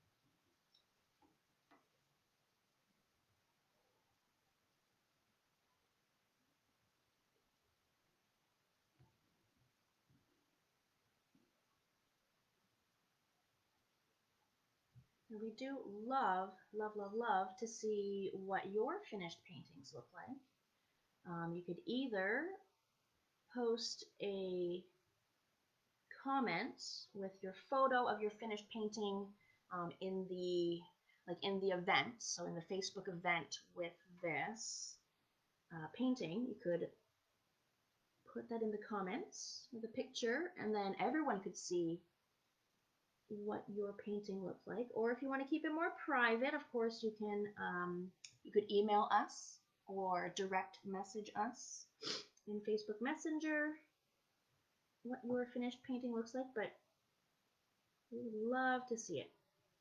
Love, love, love. Or you can join the Watercolor Lovers group and share it in there directly.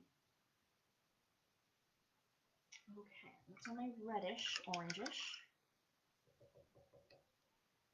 Okay, oh yeah, that I have one tiny, teeny spot of blue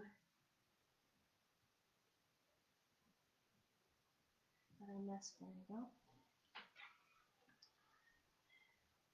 I do want to add my black wicks, but I want to do my white first. So either just boring old, this is from the dollar store, white acrylic paint. I've got the opaque ink that's white. I could use that. And what I do to make nice dots, if I want to make nice dots and not lumpy dots, I use the butt end of my brush.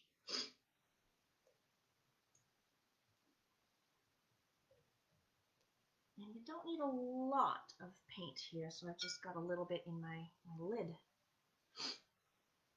So I use the butt of the brush. So your sky should be pretty dry. If it's still wet, you could hold off on doing the dots till later. And I like to have, some of them big, some of them small, some close together. You don't want it to look contrived. They're all equally spaced and the same size. So if these are stars to you, you could make like a certain constellation. Or if it's snow, if you are treating this as snow, you could also do some snow on the candles themselves, right? Because the snow would be, blowing in front of the candles. So that's something to consider. Snow in front of the candles too. Ooh, a little bit globby there. That's okay. It's snow. It could be globby.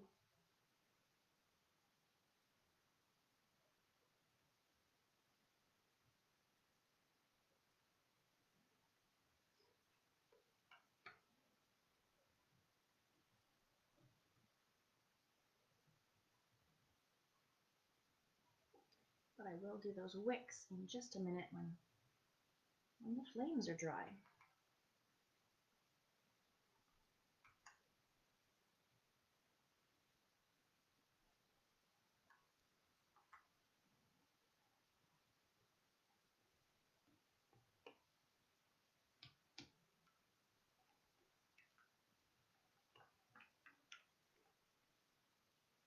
That's pretty snowy looking.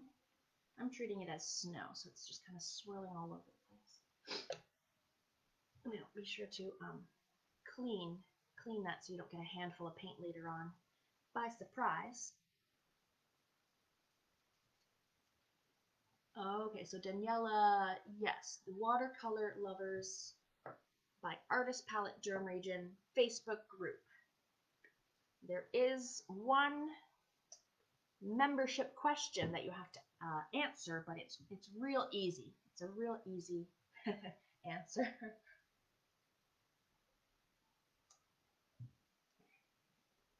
Okay, so this, yeah, my orange looks pretty dry. So I will go ahead and do my black wicks. If you're not quite at that stage, don't worry. You'll still see me do it, and you still have access to the video. So my wicks, they are, not pin straight. They're a little bit wonky. They have that little nubbin at the top. You know how the wick kind of mushrooms as it burns. Um, you actually should trim that off before you relight it, is what I found out. So just kind of a thin-ish line. Doesn't have to be perfectly straight or perfectly consistent in thinness. And then a little nubbin. Little nubbin. Now my paper is really curling. I always put my finished dry watercolors in a portfolio so that it flattens them, keeps them nice and flat, and it doesn't get damaged. So we want black. So we haven't used any black yet, so I've got to kind of like rejuvenate my black here. Oh, Nancy's using a white gel pen. That's true. There's white paint markers. You can use a whiteout pen. Many different white opaque materials could be used for the snow/stars. So I've got just a little bit of black going on here. I want it fairly opaque, fairly thick. I guess you could use a black pen to do the wicks. Doesn't have to be black paint. So there's some wicks. I'm going to make that little nubbin bulbous shape on the top. They don't all have to be the same, of course. There's 3 of those. Doesn't that really just kind of bring it all together?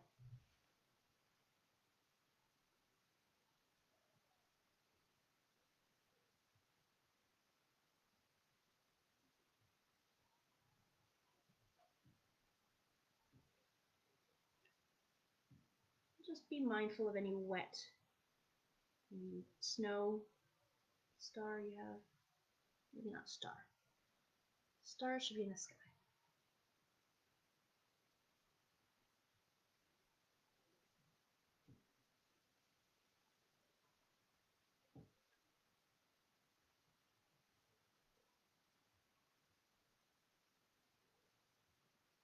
Any visible pencil marks that you have, don't erase them. That's part of the artwork.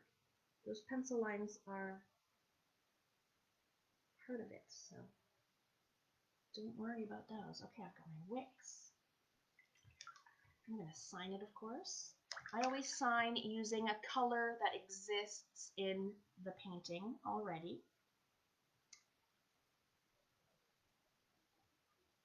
And you usually sign in the medium in which you used, right? So you wouldn't sign this with purple crayon.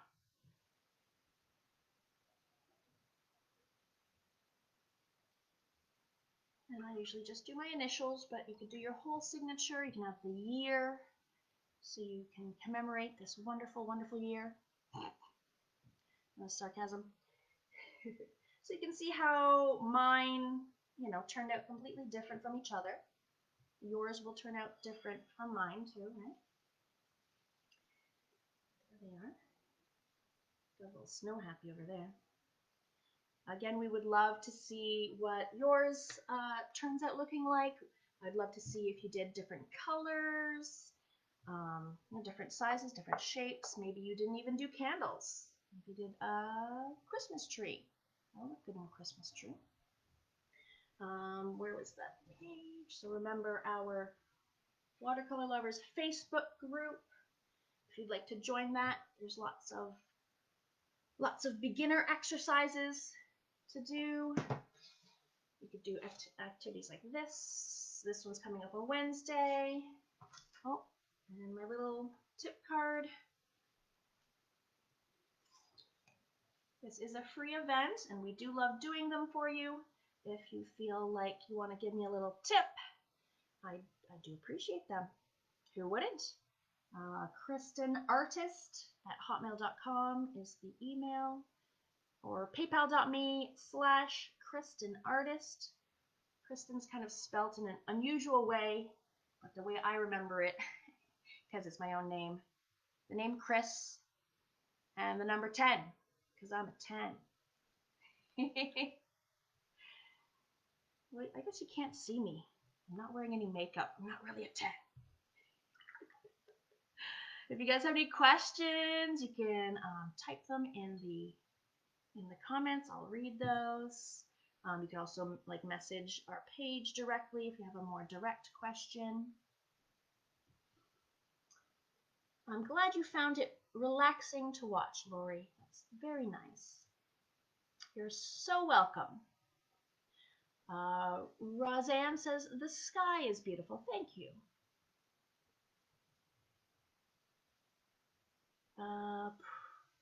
Prachi. Looks so good. Thank you. I'm sure everyone's does look so good. Everyone else's will look very good. You're welcome to Chattanooga, Tennessee. I'm still on here. We'll stay on a couple more minutes if you want to type me a question. I'm all ears.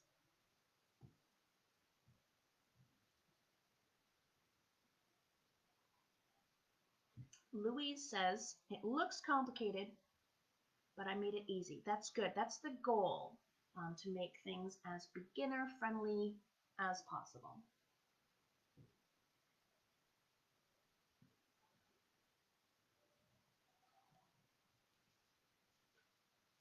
Yeah, I really like the darkness I achieved here. This one has some really nice darks in the sky, but I think this sky has more flavor, more texture in kind of these cauliflower parts. So maybe this kind of reminds me of clouds. So, you know, everyone's turns out different. Claire, the white stars, I just dotted white acrylic with the butt of my paintbrush. So just dip the butt of your paintbrush in white ink or white acrylic and dot. So sometimes my dots are very big from like my first dip, and then as you keep dotting, the dots will become smaller, and in that way you get different sizes, different variety. Amrita, you're welcome. It's a nice Monday. It's Monday, right? Doesn't feel like a Monday. I guess maybe some people had today off for, like, because Boxing Day was on a Saturday, right? So maybe some people had it off today. This is a fun little way to end the long weekend. Oh, Nancy, Happy New Year. That's right, guys. Happy New Year.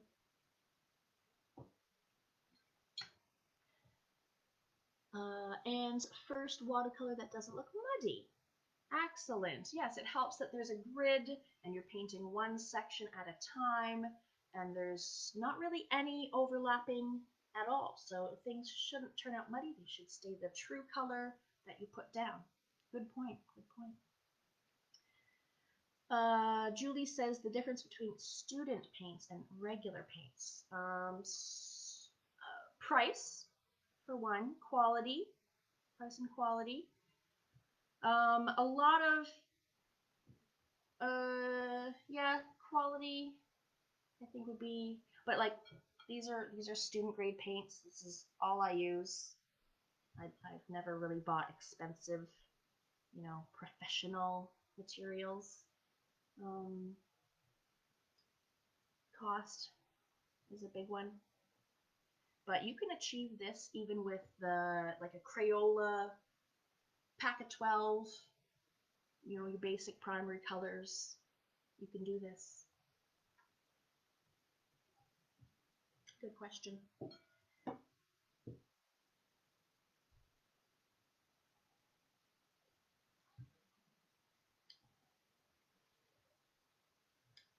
Okay, well, I don't see too many more questions in there. Have a happy new year.